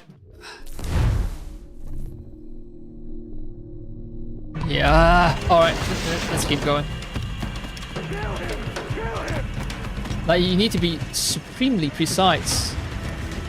And then the game just fucking stalling me at the at one of the logs or whatever. I don't know what it is, but fuck. Now maybe I should equip a gun. It's kill, right?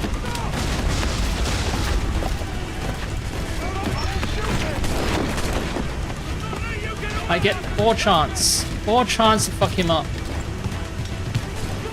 Jump. Press A, I press A.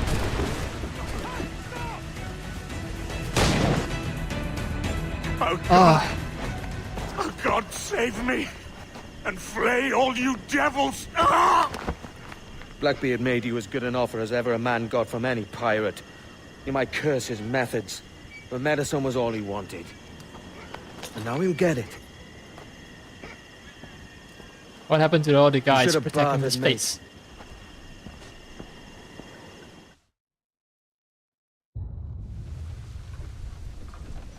He has returned, Captain!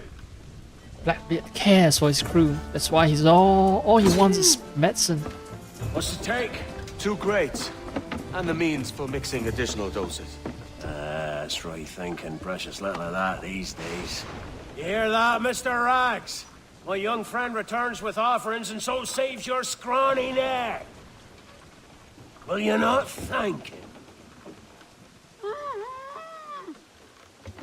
You should quit these waters, Thatch.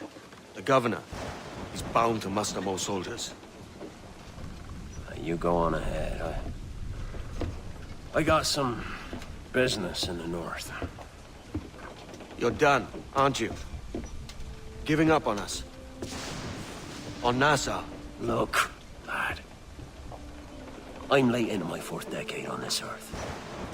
And if I don't find some means to make the 5th quiet and cozy voyage, I'd rather sink to the devil's doorstep than call myself captain another year. We'll meet again, lad. In this world. Or the one below.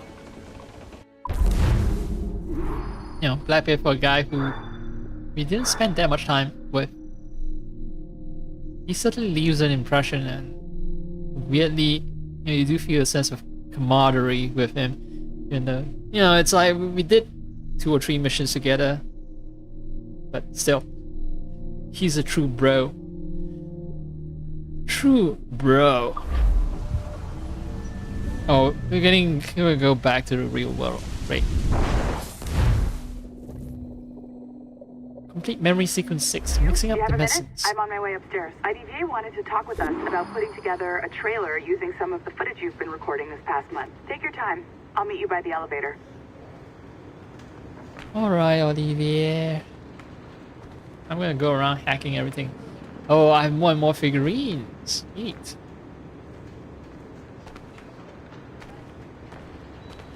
Olivier. Olivier. Oh, Olivier.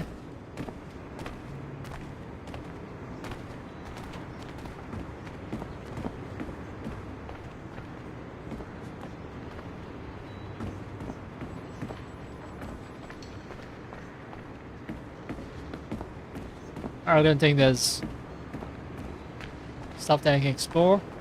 This is my own desk, right? No, this is someone else's desk. Okay, so there are things that I can explore.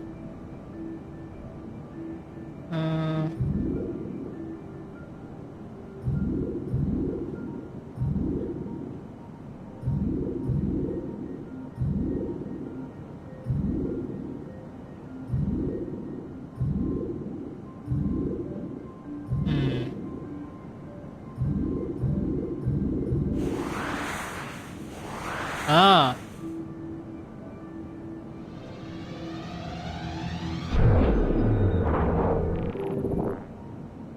Access granted. Initiating extraction sequence. Core breach with an exclamation mark. Crypto history artifacts. Antikythera mechanism. Originally assumed to be an analog computing device built for the purposes of determining the future positions of astral bodies, Abstergo Industries scientists have recently discovered that the Antikythera mechanism is merely one small portion of a much larger tube. A so-called prognostication machine, thought to have been used by the first civilization to make probability-based predictions of future events. It has been confirmed, for instance, that our precursor race used such a device in conjunction with their inherent precognitive abilities to locate and contact Mr. Desmond Miles, source of the sample's 17th strand, for purposes that shall remain classified. It is also known that, due to the nature of these quantum probability measurements, that such machines would have been exceedingly difficult to use, that many hundreds or thousands of trials would have been needed to peek such great distances into the future. Oh, this is neat. So, you know, a lot of historical artifacts that, yeah, people still don't know what they do. Not completely. There are a lot of theories and conjectures, but yeah. And now they're writing up fake histories for them, and that's kind of neat. Also noticed that the person who's taking the photo of the Antikythera mechanism, his or her reflection is shown right there. This looks like a battery, right? I've seen this before. Ancient battery, Baghdad battery. A mystery that has puzzled scientists for decades. Baghdad battery's ultimate secret has finally been discovered. This year, researchers at Abstergo Industries determined that these batteries contain, at one time, a synthetic precursor element capable of producing power by harnessing energy generated by the passage of time. So as time passes, you get energy. That's wild. I mean, well, time is the fourth dimension, but still. Imagine housing energy from space. That's also possible, right? Some people are theorizing things like, what, 0 point energy from 0 point space or something like that. I don't know how scientifically sound is that, but I've heard of it. Eerily similar to what theoretical physicists have called time crystals, this unknown crystalline material was able to generate tiny but unlimited levels of energy simply by siphoning energy from the passage of time itself. Though minute, the resulting power was likely enough to power a small LED, resulting in a humble but incredibly efficient means of producing light. To date, a functioning precursor time crystal has not been located. Okay. Blood vials. We've seen one of these artifacts during the course of the game. It's what Governor Torres had in his hand, and then we handed it to Governor Torres, right? It should contain precursor blood, like say the blood of a sage who's something like a precursor descendant. But unlike the assassins who are also precursor descendants, sage are also more pure. Anyway, blood vials. Looks like an ice cube with a drop of red inside.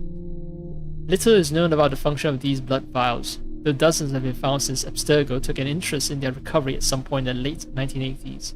To date, only 3 have been found with their original contents intact. Of these, only one contained a confirmed sample of precursor DNA, Abstergo Industries executives have expressed a particular interest in locating more precursor DNA and, if possible, samples of our so-called mitochondrial Eve. As far-fetched as this sounds, please take special care to identify any vials you might stumble upon in a memory replay. Unfortunately, as the average half-life of DNA is a mere 500 years, any sample old enough to belong to either source, 80,000 years or more, will have degraded well beyond usefulness. We suspect it would require a minimum of over 250 similarly preserved samples, and a hell of a lot of luck to sequence an entire precursor genome, though the true figure is probably closer to 500. But these motherfuckers can generate power or energy through the passage of time itself. Surely they've discovered some method of stasis for blood, right? Well, although to be fair, humans have figured out how to split atoms, but that doesn't mean we know how to control time. So there might be blind spots in their scientific capabilities. I mean, the precursors also were advanced enough to bioengineer human beings into existence. But still, that doesn't preclude the possibility of blind spots. So these are crystal skulls with what seem to be blood vials stuck in their domes. Alright, crystal skulls. These ancient tools have been found on a few separate occasions at alleged precursor sites throughout the world. All are communication devices to some degree, although 3 distinct varieties have been discovered so far. First crystal skulls work much like the mobile telephony devices we use today. These allow multi-node communication between all who possess a working device. A second crystal skull was later discovered to have a record and playback function, meaning a user could record and send audio-visual messages to multiple parties as frequently as he saw fit. A third set of crystal skulls, discovered only recently, seem to have acted as passive monitoring devices, much like televisions in a multi-camera surveillance system setup. So, first crystal skull type is just like mobile phones. Second one are just like video cameras. And third type are just remote cameras.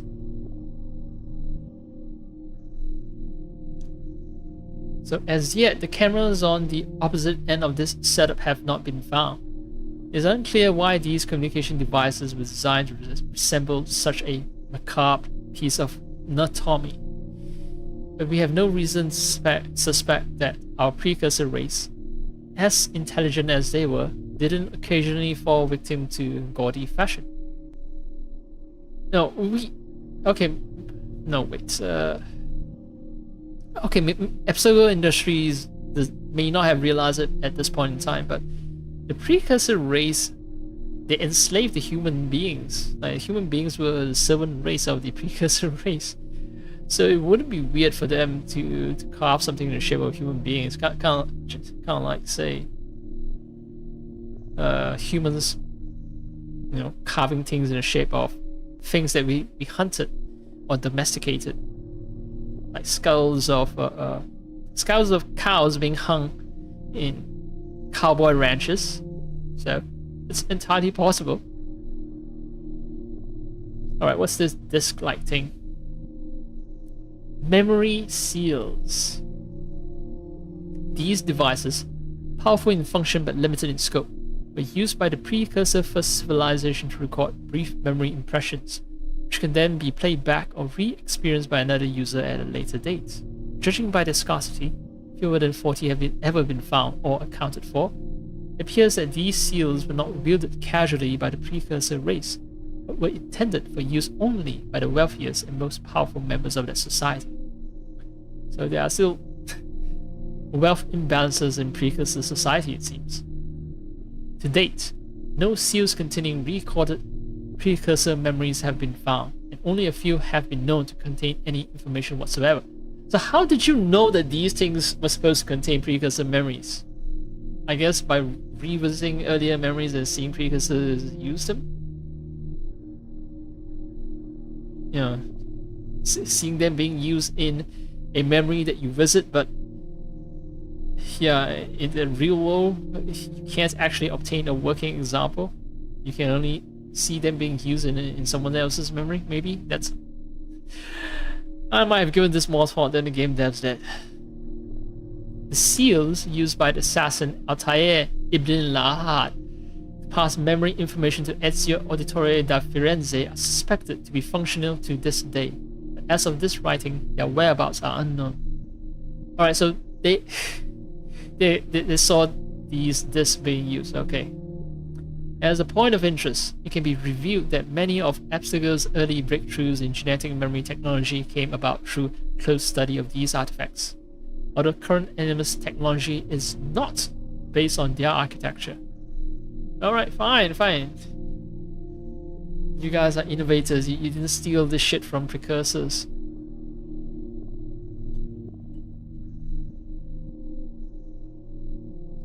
So, this giant book is known as the Voynich manuscript. A fascinating puzzle as yet unsolved. We're deeply interested in finding the person or persons responsible for the creation of this magnificent and mystifying tome. All researchers assigned to European subjects living in the 15th and 16th centuries should be advised to pay special heed to any mention of this rare and valuable artifact. Though recent carbon dating has given the manuscript a birth date of 1405 or thereabouts, Abstergo Industries has uncovered highly classified information that complicates this theory greatly. One subject of great interest to us in this endeavor is the English philosopher Roger Bacon.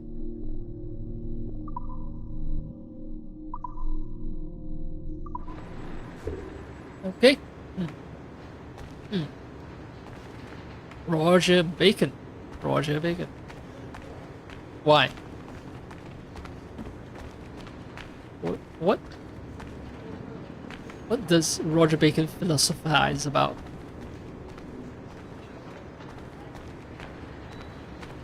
Third time this month. Oh, once again, leaning uncomfortably. What is it with all these?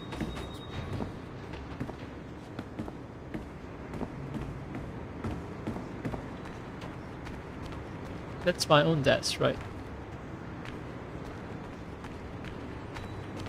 I saw it open desk. Yep, there you are.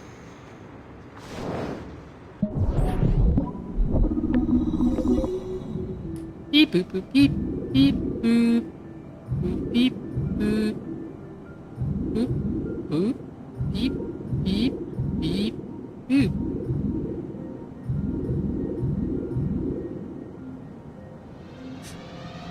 Wasn't even trying to solve the puzzle, I was just like, whatever. And I found a solution, great.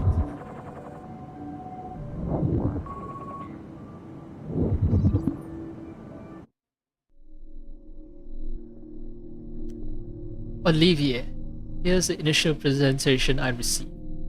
It's a little light on facts, but these guys know what they're doing. You'll know more when they arrive on Monday. Let me know if you feel like attending. John. This is a security systems presentation. Okay.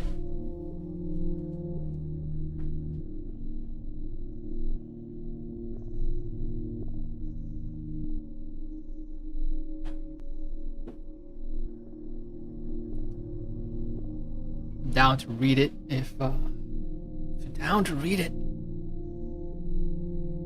Bloom Securities. Wait, Bloom. Ah, that's from the other universe. Fuck, I keep forgetting what universe it was. The Watch Dogs universe, right? Bloom Security. Presented to Abstergo. So, you know, it's a Ubisoft verse. Everything's connected. One game to another. One game franchise to another franchise. Why now? Why wait? Why Bloom? As the world's foremost innovator of high-tech, high-performance communications and security technology, Bloom stands poised to reshape the way we think about information security architecture, ISA. ISA also happens to be... I watched too much Star Wars, but ISA is the Imperial Security Agency, something like that, right? No, ISB, Imperial Security Bureau, ISB, not ISA. Okay, I was wrong.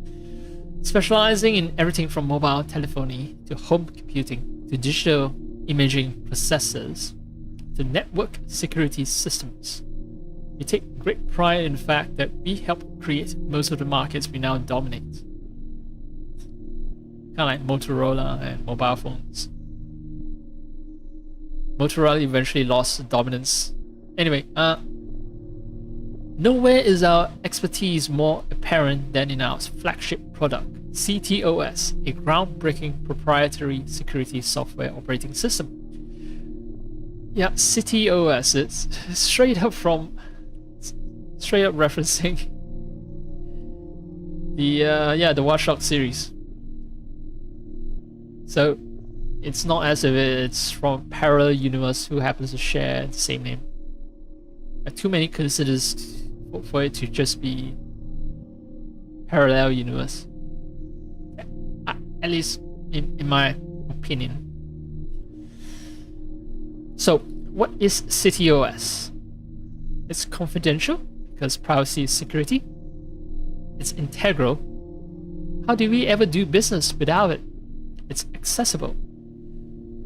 Touch of a button. It's available. We're everywhere all the time. And it's stable. It just works. Kind of like Apple. But yeah, we're everywhere all the time. It's kind of creepy, right? Constant surveillance. Constant surveillance means that you don't get any privacy. Confidential is bullshit. A lot of these CTOS promises are self-contradictory. Right, put simply, CTOS is the most stable and user-friendly software security controller ever devised. Can Abstergo afford to pass up perfection? Yeah, you gotta protect yourself against the assassins. Considering that Bloom is sort of linked with Abstergo, at some point, Bloom is gonna be linked to Templars, aren't they? The CTOS dream, Bloom promise. A dozen cities, 100 major corporations, 1,000 small businesses. For almost a decade, CTOS has served its clients' need with a track record unparalleled in the modern age. How do we do it? Durable, ultralight, HD cameras, ultra-speed fiber optic networking, proprietary facial recognition software, multiple fail-safe data centers, cloud-compatible intelligence sharing, 24-hour customer support and service. In short, we have everything Abstergo needs to protect its unique intellectual property, and more. The future is in bloom.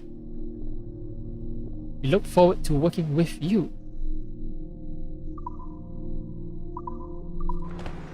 I just read a fucking corporate presentation like I'm some fucking corporate monkey. I am, aren't I? I mean, I'm playing a game made by a corporation because I like to consume slop made by corporations.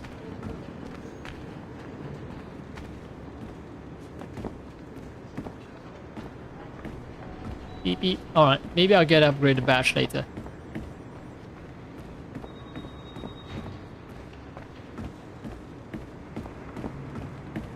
But there was a level 1 area that I could access.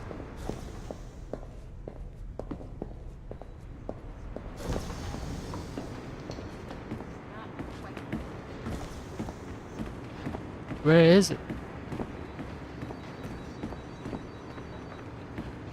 Did you see that, Tito? No, last time I checked, I hacked everything, but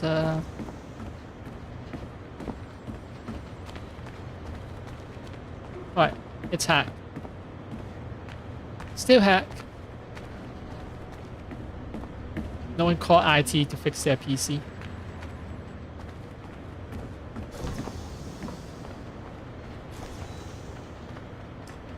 If the number of hours I played correspond to real working days, right?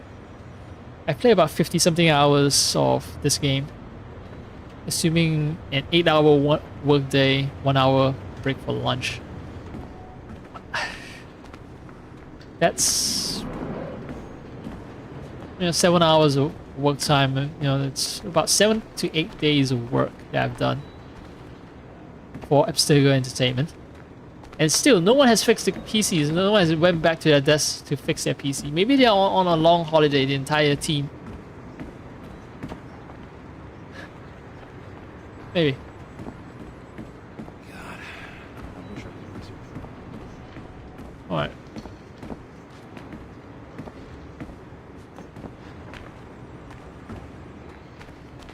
Okay.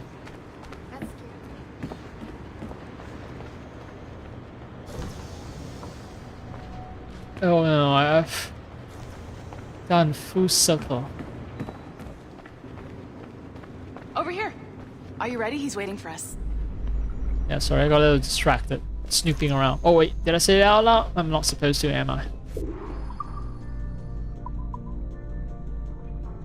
Can't even pick lobby to waste more time now. Gotta see the CCO. I just watched some of your footage from this week. It's amazing. Blackbeard was mental. And we all got so excited that we started talking about this idea for a trailer about him. Maybe start with him drinking, talking to some pirates, telling a story. I actually saw that trailer. You should leave the game. Then running cut to and him start. leaping across the deck of his boat and, sorry, his ship, not boat, but jumping around the deck of his ship, swinging from ropes and fighting like a devil. I mean, obviously we're gonna have to manipulate some of the existing footage to get it looking good, but it could be great. I'm getting a shiver in my timbers just thinking about it. Arr, matey. I'm shivering in my timbers too, but you know, all the jumping around, matey, is done by me, Edward Kenway, not Blackbeard. Arr, matey. Bonjour, ça va? I hope we're not late. No, you can go right. Hi, Melanie. I saw you just walked in. I need a few minutes with you alone. Laetitia is on the phone and we're discussing the Kenway project. Oh, yes, of course. Sorry about this. I'll call you when we're ready. Alright, you go on ahead and just fuck around a bit. Shouldn't be long. What do French pirates sound like? Hello? Do you have a second? Of course you do. Head to the waypoint on your map. I have another job for you. I'd like to link all the cameras in the building to a central monitoring system, but most aren't calibrated correctly. Head to the right of Olivier's office. And if the receptionist complains, act like you're using the toilets. Don't complain, will you? If you need to use the toilets, they're just here on the right. Okay. Might be a few newspapers lying around too. Laying around and lying around, that's... Never mind.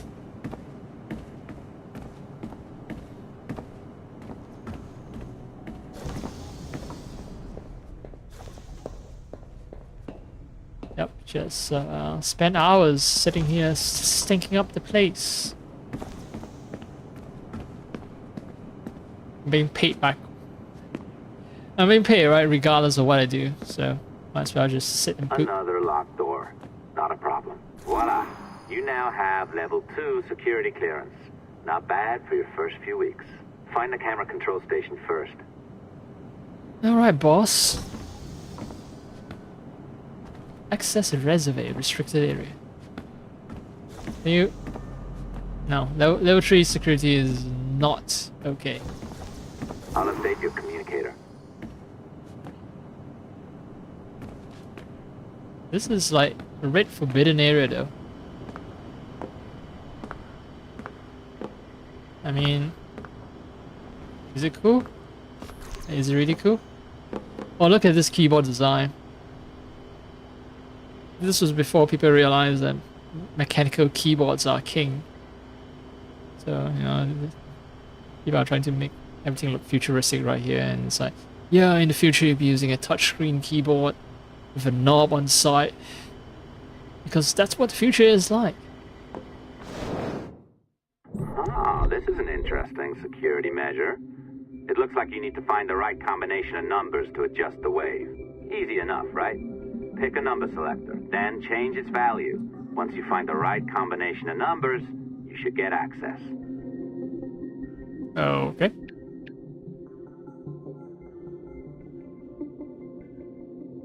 Navigate between numbers using left and right. Change the values using left and right. Okay. So you use 2 sticks. Left stick and right stick to accomplish the task. Goal of this hack is to find prime numbers which, when multiplied together, result in a number matching the target number of the puzzle. So 3 times 2 times 5 times 7. That's 210. Target number is 1225. If the last digit is even, divisible by 2, or 0, then at least one of the multipliers is 2. If the sum of all digits is divisible by 3, then at least one of the multipliers is 3. Sum of all the digits is divisible by 3. Okay. If the last digit of your sum is 5 or 0, at least one of the multipliers is 5. Okay.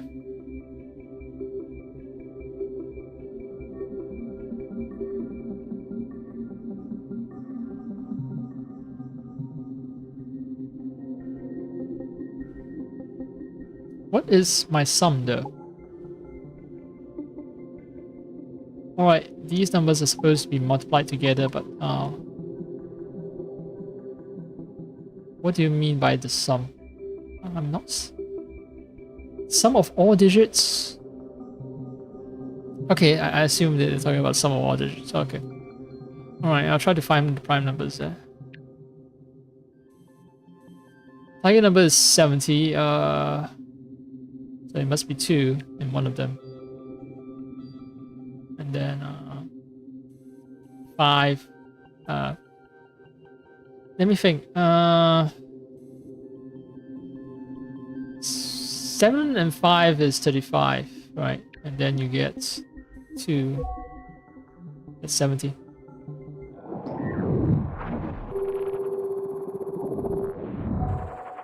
No, my brain is not working right. Took me that long to finish a simple multiplication puzzle. And if we want information on assassins or Templars or the observatory or whatever the fuck else interests us, Olivier, you will deliver it. Full stop. Uh-huh. I understand that, Laetitia. I'm sorry if that came out wrong. We are not trying to be a bottleneck here, but we just don't have the resources right now to do 2 times the research. Finding that balance is your priority.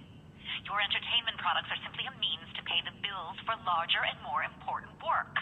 That's the way the world works. Dirty money buys clean hospitals. You get it? We're on board, Letitia, rest assured.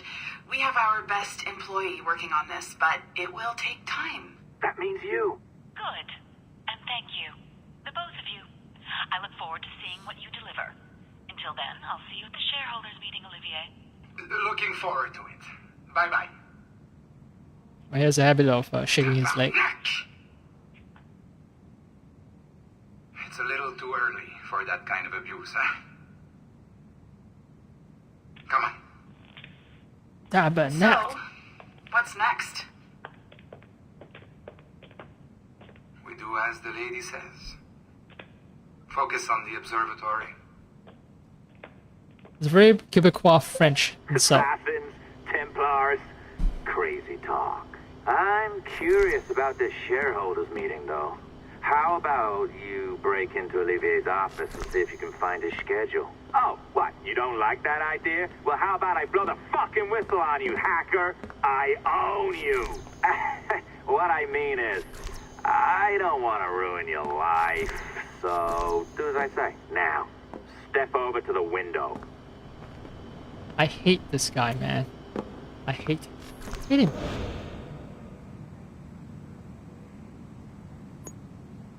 Alright, it's empty now. So they're gonna be assuming that I'm taking a super long bathroom break. Until they check the bathroom, that is. Sticky note number 9. Admit them and submit to them. Yes, we submit that by being ourselves the product of an advanced yet earthbound race of intelligent humanoids, we must also therefore be tools ourselves and subject to the intents and purposes of our creators, despite our limited agency. Right, this is one of those proto-assassins, right?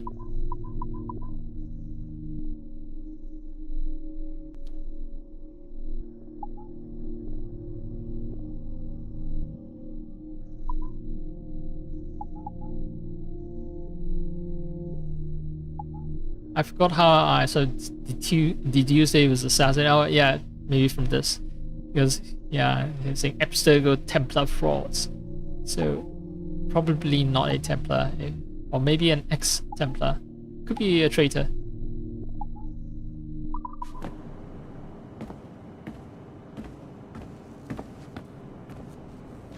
Avertissement.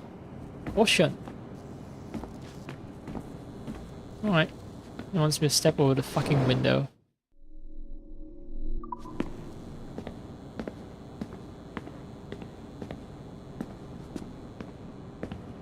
Kill myself. Jump off the window. You can do it. You can do it. Trust in your ability to murder yourself. You've murdered so many people in the simulation. Surely you can do the simple task of killing yourself too. Right? Unnamed protagonist. I thought this thing was broken, and then until I realized that it's actually the pattern of the floor, which is a little weird. It's a little warped. This, yeah, the lines here are straight. This makes sense, Go but to the window. over Now! here it's a little curve. I don't care about a hacker though. An asshole hacker, I don't care about him. I'm only going to the window because I don't want to waste more time. You can't waltz into Olivier's office through the front door, so I've opened another route. Up we go. Did you know that Abstergo was run by Templars? Oh, yes. Sounds like crackpot stuff, I know. But then again, the moon landing was faked, right? So, anything's possible. Well.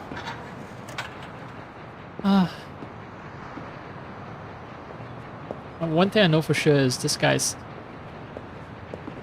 got a little cuckoo in the head. Either you walk through that door, or throw yourself off the terrace. Those are your options. Can I jump? I can't just jump. I want to throw myself off the terrace. I'm done. I'm done. I choose freedom. Right? I've done so many hours simulating myself as an assassin where I jump off impossibly tall locations and land safely just because there's a hay bale down there. Yeah, I should be, you know, I might have some bleeding effect going on. I might be tempted to just jump, but why can't I jump? Maybe later in the story, when I make a grand, daring escape as my cover is blown. Olivier is just outside waiting for me to finish cooping while I'm actually here, hacking into his computer. Oh, well done, kiddo. Find his computer. Make it snappy. We're looking for the shareholders' meeting schedule. It's worth a lot of money to us. Now these globes are...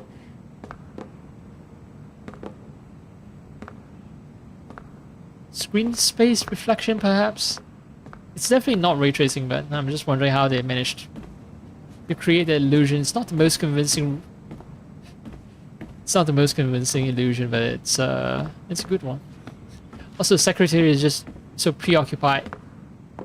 I don't know. Doing online shopping, I don't know what secretaries do in their free time. Maybe she's hard at work arranging Olivier's next meeting.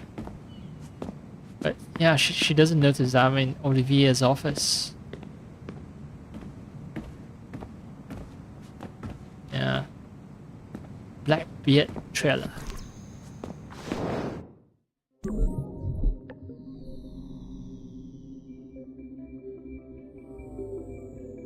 Oh, this one. Wait. Oh, okay. When it's white, it's fine. When it's red, it's not. Oh.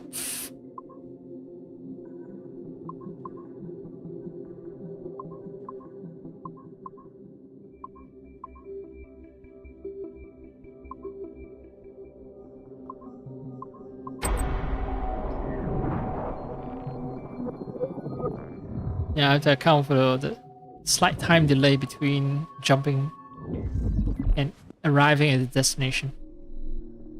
Great. Got the email. Confidential subject regarding potential time periods.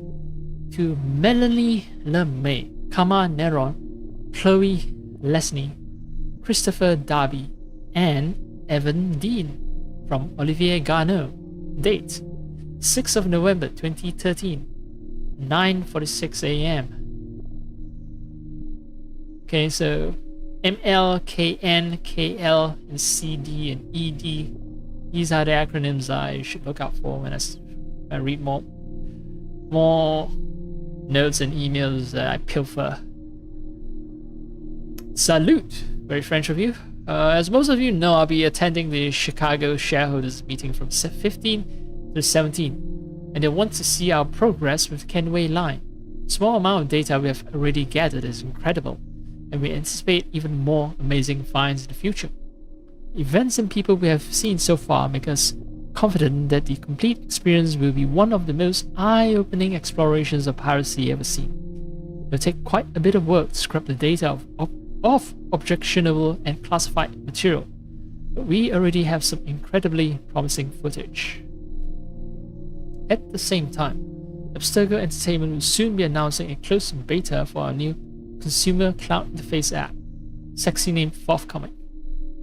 Edward Kenway's virtual pirate experience will be the first to complete. Edward Kenway's virtual pirate experience will be the first complete product on offer, and the first of its kind anywhere. An immersive interactive pirate experience drawn from actual historical data.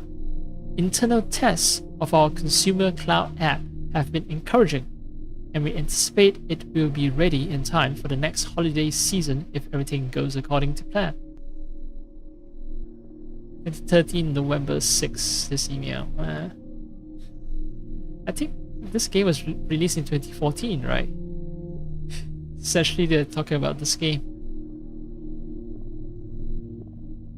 So, this leads us to a broader question. What other experiences would we like to offer? What other historical periods and locations can we explore? Judging by our current rate of data retrieval, our capacity to produce, and our understanding of consumption trends, executives at Abstergo Industries have given me the goal of producing one complete virtual experience per annum, in addition to smaller offerings, as our research allows. This includes books, recordings, films, and any other transmedia offerings. Every year, an Assassin's Creed game. Oh, good thing Ubisoft never did that, huh? They moved away from that model. A second related question is this. Does Sample 17 contain enough compelling data to sustain our current commitment to it? Or should we make a request to Abstergo Industries for additional archive data? Remember that data from Sample 1 proved fruitful enough to create our Liberation product. It is very likely that research into Samples 2 through 16 will bear surprising fruits as well. Thoughts? Olivier Garneau, Chief Creative Officer, Abstergo Entertainment. So that's what CCO stands for, Creative Officer. So, this is Melanie LeMay's reply. Hello all. Thanks for opening the discussion, Olivier. Just a brief heads up with where we stand now. I've been the Sample 17 project director for just over a year now, and my team and I have been able to cobble together a rough list of the most interesting time periods available to us through this single genetic sample. Remember, this is data that has already been fully or partially sequenced by Abstergo Industries. I'll try to be brief. Patrilineal line, 15th century, Italian Renaissance. Did that right? That's Assassin's Creed 2. Same with 16th century Ottoman Empire. 18th century American colonies / war for independence. That's Assassin's Creed 3. 19th century New England and American Midwest.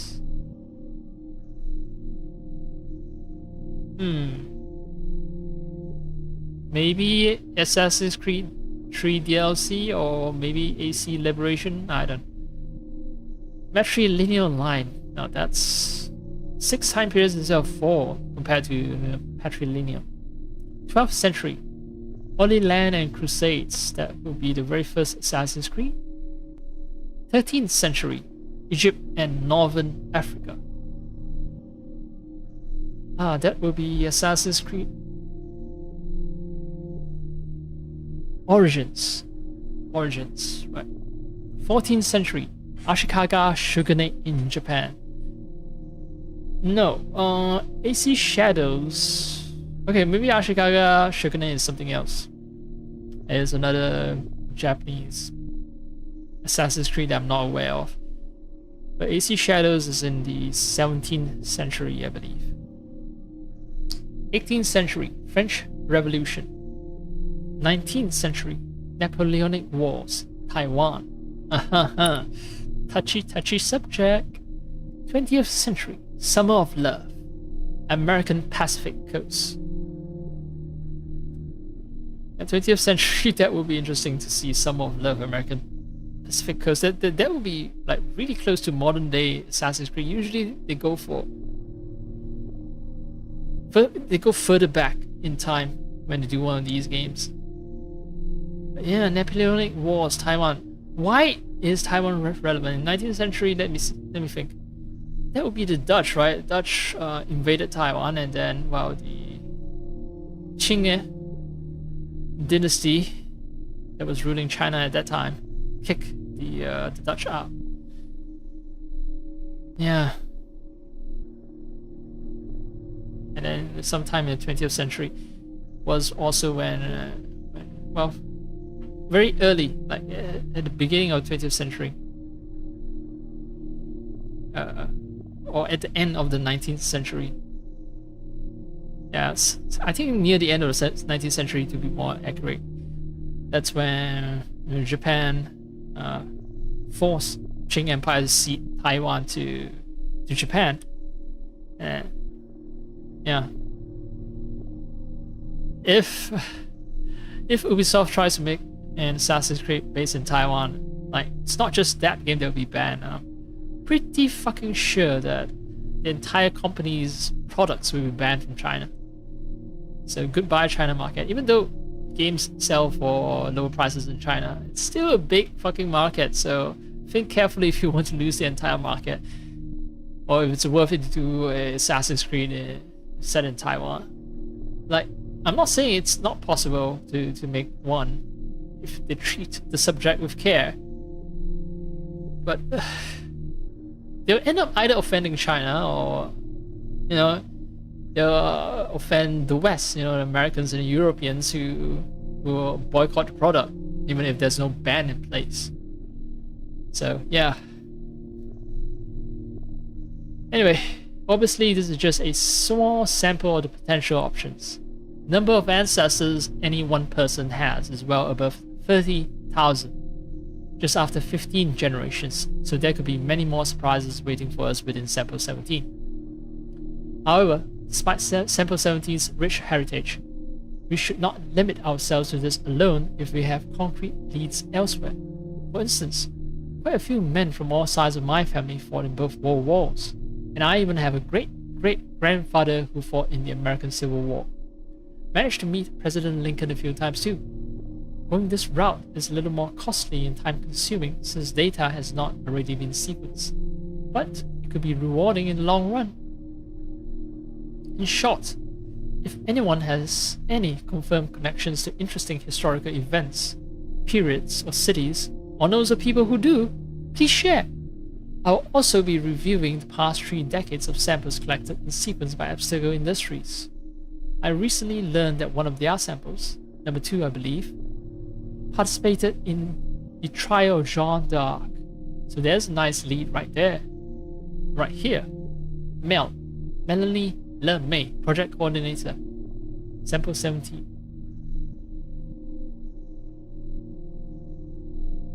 Melanie LeMay is spelled M-E-L-A-N-I-E in the headers of the emails, but when she signs off herself, she spells it as M-E-L-A-N-Y instead of N-I-E. Weird. It's gonna be a typo from Ubisoft, I assume. Alright, what are these? These are concept art, I assume. Second picture looks like World War I based on the helmets. Seems like World War I British troops. So I don't know. First one looks like some kind of vampire hunting game. So probably set in America, 17th, 18th century. It's the French Revolution. Someone's about to be burned at the stake. I don't know who that is. Is it Jeanne d'Arc or is it the Salem witch trial? Alright, there's Egypt. That Egypt gate eventually got made, and I'm really happy about that. I don't think I have the strength all the time, really, not just strength, but I don't have the time to replay AC Origins, but it's worth a replay. Maybe by the time I get around to replaying it, it would have been remade already. Although the game, I think, looks good enough that it can hold up still many years after release, 5-6 years after release. I think the second to last concept art is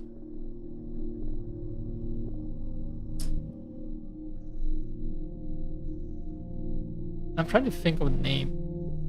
I could be wrong, I could be completely wrong, yeah. But it looks like an Italian port city that's constantly flooded. So, but then there are guardhouses, so it could be Rome. It could be Rome, but what's that Italian city they always get flooded? It's not Toledo, it's not Genoa, it's not Padua. The name is just tip of my tongue. Venice, right, Venice. So anyway, yeah, this bunch of concept art seems to be attached to the email from Evan Dean. All good points, Mel. A word of caution though, Semper 2 comes from the late Dr. Warren Wittig himself, collected at some point in the early 80s when he was a young engineer working at Abstergo Industries. So as tempting as a Jean d'Arc experience sounds, I'm not sure Abstergo Industries would be too keen on letting us rummage around in Dr. Wittig's DNA. It's just a sensitive topic. For my own part, I'm related to Francois Xavier Garneau, noted Quebecois historian and poet. Exciting, right? A possible lead, a winky face. One additional caveat.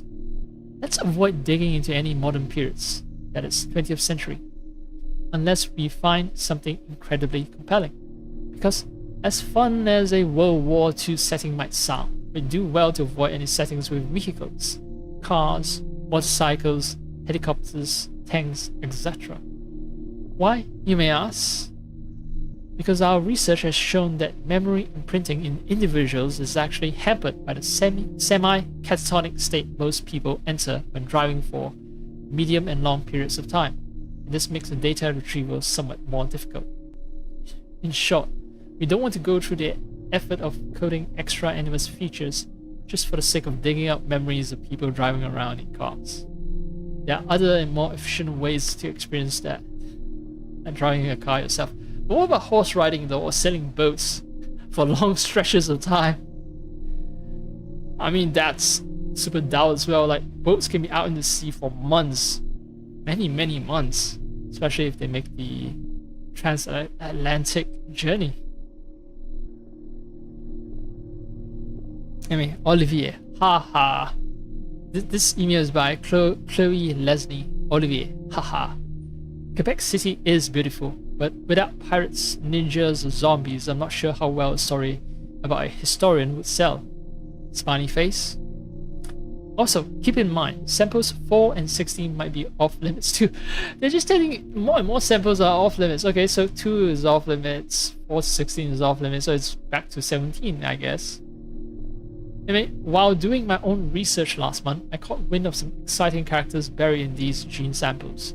As soon as I started digging, I was told by people far above me to stop. Very odd, but not surprising, I suppose. Abstergo Entertainment has a lot of active military contracts, and I assume these had something to do with that. I didn't push back. Entertainment company working with the military. More likely than you think, especially in the US. Now, as far as my own, if anyone is interested, my great-grandfather was friends with Hemingway and Stein and Satie, and Picasso when he lived in Paris in the 1920s. No action-packed adventures there. Historically interesting. Just throwing it out there. Chris, is our lunch meeting on-site or off? And now it's Evan Dean again. Yes, as much as I love The Lost Generation, I think our first few virtual experiences will need to be a little more action-oriented. So wars and major combat operations are always a good starting point. Or any periods of intense conflict, really. Yeah, you know what? If they really do enter the modern period, it'll be interesting, but the thing is, like, there's still so many more locales, so many more time periods that they could cover, that I'm sure Ubisoft is not gonna run out of material to make Assassin's Creed 4. I mean, even with the most recent AC Shadows, like, they pick a very ridiculous point in time just so that they can cram as many interesting characters as possible into the simulation, even if it makes no sense. Yeah, AC Shadows, like, from start to the end of the game, time period covered is actually just 1 month. But if you play the game, even if you try to rush through the entire story, an entire season would have passed. Instead of just 1 month, yeah. So anyway, yeah, so Evan Dean says, as for pirates, ninjas, and zombies, we could easily accommodate the first two, but zombies are a bit, how do you say, ahistorical? Too bad, really. Oh no, this email is from Olivier Garneau, not Evan Dean. Anyway, okay, next email is from Christopher Darby. My great-grandmother, for instance, worked alongside Eamon de Valera and Michael Collins for many years during the Irish War for Independence, so it wouldn't be difficult to sequence that small segment of my own genetic memories for our purposes.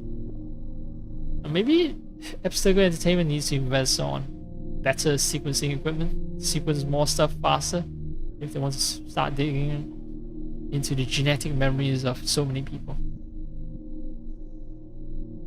Christopher Darby continues. Olivier, actually, there is a factual basis for zombies, or zombification anyway. Read Hurston's book on Haiti, the strange voodoo practice there. It may not be Hollywood-style zombie magic, but it's creepy nonetheless. In Liberation, Evelyn came into contact with voodoo Hungans. Voodoo Hungans. If we dug further into that, I wonder what we could find. Her mentor, Agate, was into some weird stuff. And to KL, Chloe LeMay? No, that's Melanie LeMay. Chloe Leslie. KL is Chloe Leslie. Chloe Leslie, the lunch will be off-site. There's a new vegetarian place I want to try. I'll bring the spec sheets. They're already printed. And finally, Kama Neron. From the entire fucking email chain, we finally arrive at Kama Neron. Sorry to be a dissenter. Couldn't we be using this technology to educate, not placate? I mean, theoretically, we have all of human history to explore. All of our achievements and brightest moments. So, it's a little disheartening to hear we need to focus on wars and conflicts and violence. You can say that again. Happens to every fucking video game, doesn't it? Gamers demand action. No one wants a farming sim, or truck driving sim, or city building sim. No, people want action. It's not that I'm against violence per se, it's just that violence isn't terribly interesting in bulk. That's all. There's so much more nuance to life, and I think we could explore that. So what if we found the memories of someone who worked with Albert Einstein in his patent office? Charles Darwin on the Beagle, or Marie Curie in France?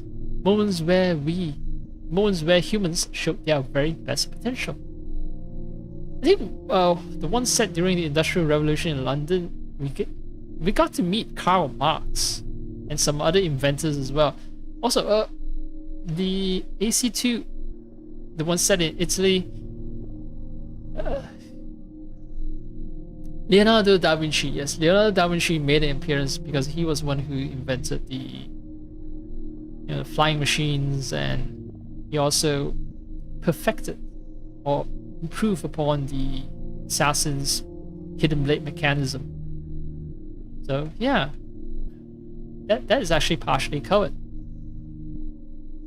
So anyway, this email is from Evan Dean. Okay, come on. Until oily. Why oily? Why would you describe someone as oily? Okay, fine. Okay, come on. Until oily, humorless university professors start paying us 8-figure fees to research the reification of normative gender signifiers in the pre-colonial India, why don't we stick to shit that sells? Damn, Evan Dean is mad. He's angry. That's why he starts calling people oily. I'm talking Jack the Ripper in Victorian London. But that is actually covered. Yeah, was it AC? I forgot the name, but yeah, the one set in London. I'm talking about guillotines, Robespierre, and Napoleon Bonaparte in the French Revolution. I'm talking about Billy the Kid and Wyatt Earp, the Wild American West. We never got the Wild West Assassin's Creed. We have the French Revolution one. Maybe it's because like Red Dead Redemption 2 came out and Ubisoft was like, no way we can top that when it comes to simulating the Wild American West. So, but still, I would like to see Ubisoft's take on it. Like Rockstar has their own way of making games. I want to see how Ubisoft will approach the American Wild West. So let's see. I'm talking about Genghis Khan and the Mongols killing a city of millions in the span of a long summer weekend. Action, blood, adventure, conflict. We need that Mongol Assassin's Creed. Because we are not going to earn back 1/10 of the money we have poured into this, reliving the memories of the guy who sat next to Einstein as he bit his nail while working out the finer details of general relativity in his head. For fuck's sake, man, this is a business, not a group therapy session. Seems like Evan Dean is sort of like the bro of this the group. He's like the programmer. He doesn't mince his words and is always angry. Yeah, bro. I wonder if it's possible to acquire intelligence. But if it happened, to have, say, Einstein as an ancestor by reliving the memories of Einstein, do you acquire his thought patterns and perhaps a bit of his intelligence as well? Maybe you get a better insight of how general relativity work. Right? A lot of people don't understand quantum mechanics and also relativistic mechanics. Maybe that could help. Relive Einstein's experience as he comes up with the theory of general relativity. I think, okay, so yeah, this is the final email of the lot from Olivier Garneau. It just says, Evan, let's take this offline. Yeah, he's telling like, Evan, let's cool your jets a little. We can discuss this offline. You sneaky bastard. A pirate through and through, ain't you? Now, get down to the lobby. There's a courier waiting. Yeah, that's right. I've been planning this for a few hours. Now, wait. The receptionist. Hold on. I'll try something. Why can't I just use the other route? Why can't I just use the route I came in from? Is something happening?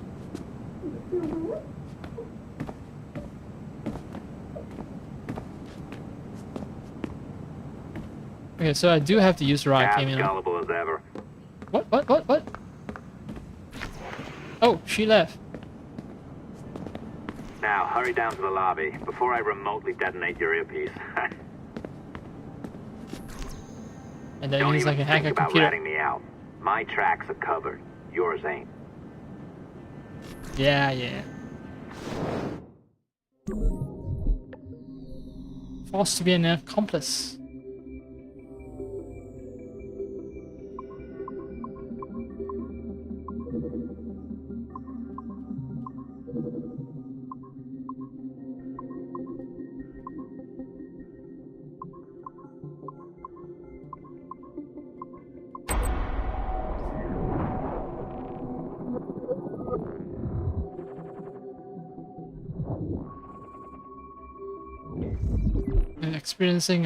The experience of pushing my controller's left stick at precise moment is exactly what it feels like to parkour in Assassin's Creed. Alright, from the journals of Edward James Kenway. This is a novel written by Oliver Bowden. I think this is an actual novel. And this is an actual novel author.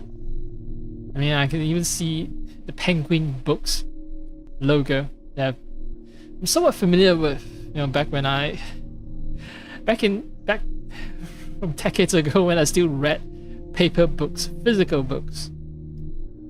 Chapter 3. She was in the old Shillelagh, tavern halfway between Heatherton and Bristol, a regular haunt of mine, and sometimes, in the summer, when mother and father toiled over the shearing at home, when I'd have to make more regular trips into town, than several times a day.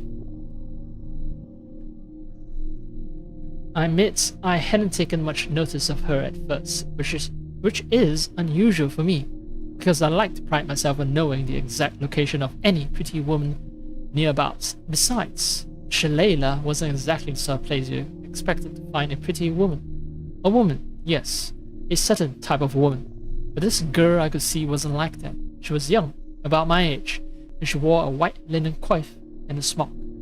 Looked to me like a domestic.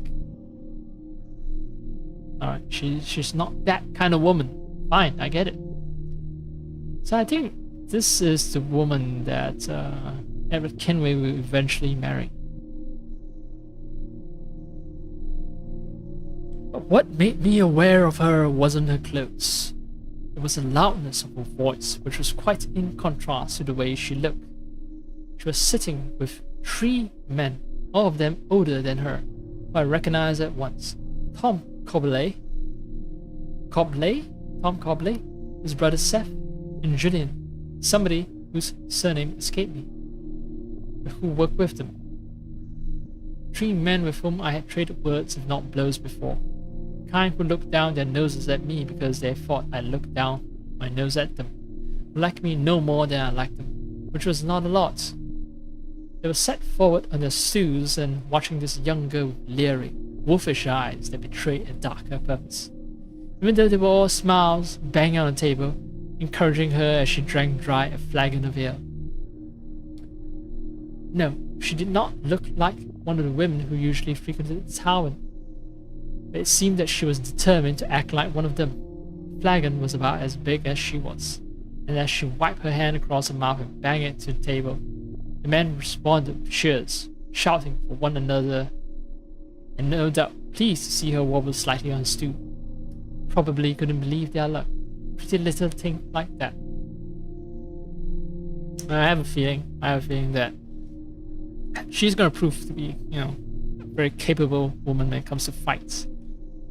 Doesn't need Edward Kenway to protect her, and then but Edward will try to step in and try to protect her after she handled business, and then she says, "Oh, I appreciate you for helping out, but I don't need your help. But still, thank you." And that's how they get together. It'll be an extremely cliche story, but let's see how Mr. Oliver Bowden writes stories.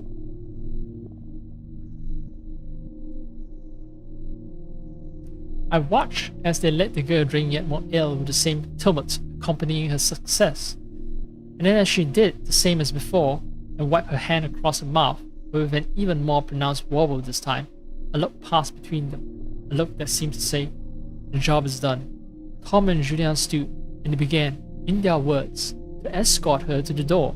Because, you've had too much to drink, my lovely. Let's get you home, shall we? To bed, smirked Seth, thinking he was saying it under his breath even though the whole tavern heard him. Let's be getting you to bed. I passed a look to the barman, who dropped his eyes and used his apron to blow his nose. A customer sat down the bar from me, turned away as I peered to him with my eyes. Bastards. Might as well have looked to the cat for help, I thought. Then with a sigh, banged down my tank. Stepped off my stool and followed the cobblers into the road outside. I'm actually very disturbed by the fact that someone is sneezing into their apron, but this is 17th, 18th century, so fine. I blink as I step from the darkness of the tavern into bright sunlight. A cart was there, roasting in the sun. Beside it, another one that I took to belonged to the cobblers. On the other side of the road was a yard with a house set far back, and no sign of a farmer. We were alone on the highway, just me, two Cobley brothers, Julian, and a girl, of course.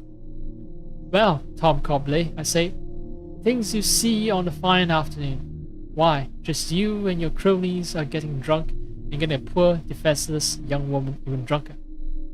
The girl sagged as Tom Cobley let go her arm and turned to address me, its finger already raised. Now just you stay out of this, Edward Kenway, you young good-for-nothing. You're as drunk as I am, your morals just as loose. I don't need to be given a talking to by the likes of you. Seth and Julian had turned as well. The girl was glazed over, like her mind had turned in for the night even if her body was still awake. Well, I smiled. Loose morals I might have, Tom Cobley, but I don't need to pour ale down a girl's throat before taking her to bed. And I certainly don't need two friends to help me at the task. Tom Cobley read, Why, you cheeky little bastard, you.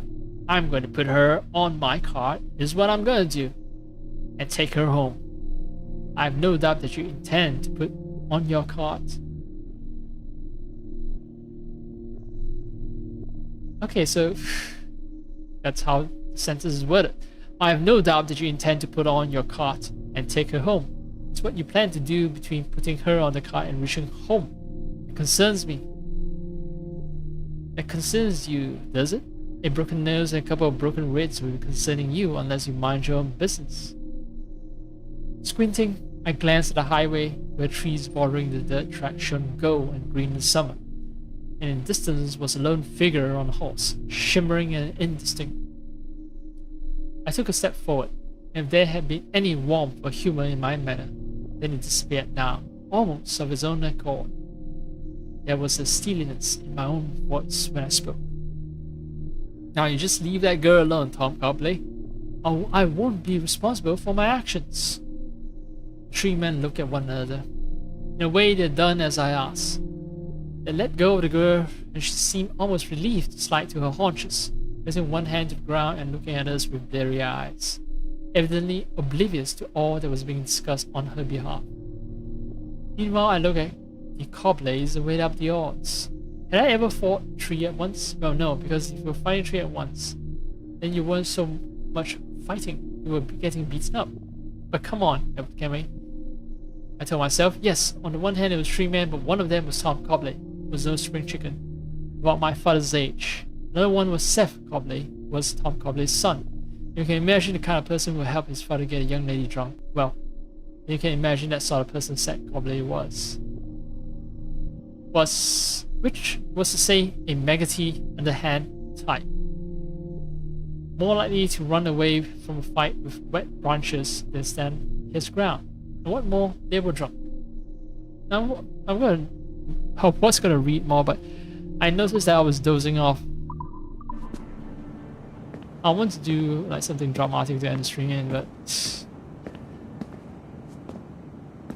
I get a feeling that I won't be able to do that, so what will happen is just me ending the stream right here.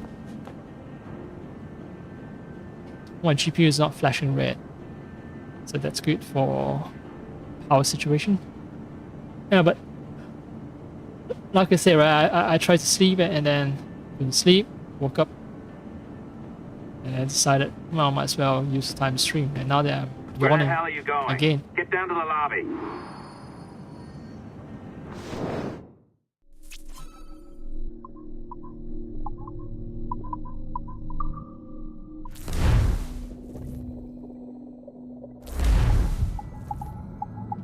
I'm going for the sleep/nap. It's actually way too early compared to my regular schedule. I think I can stretch the time teensy weensy bit by cooking up a meal and then eating that meal. Because yes, even though I do want to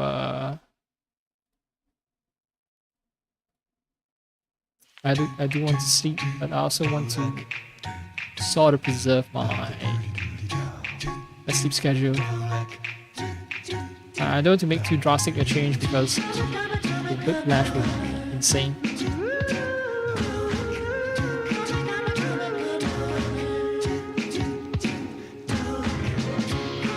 So I guess I'll see. I will see.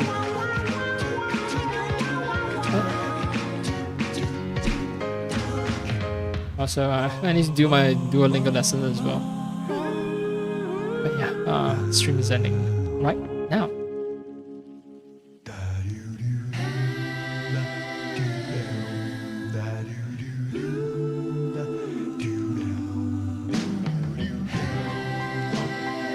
I got more drops. I guess I'm watching someone play 007 First Light. Yep. Anyway, I'm ending a stream right now. I'm gonna leave someone else's stream running in the background so that I've got some noise to fill up the room as I do other things.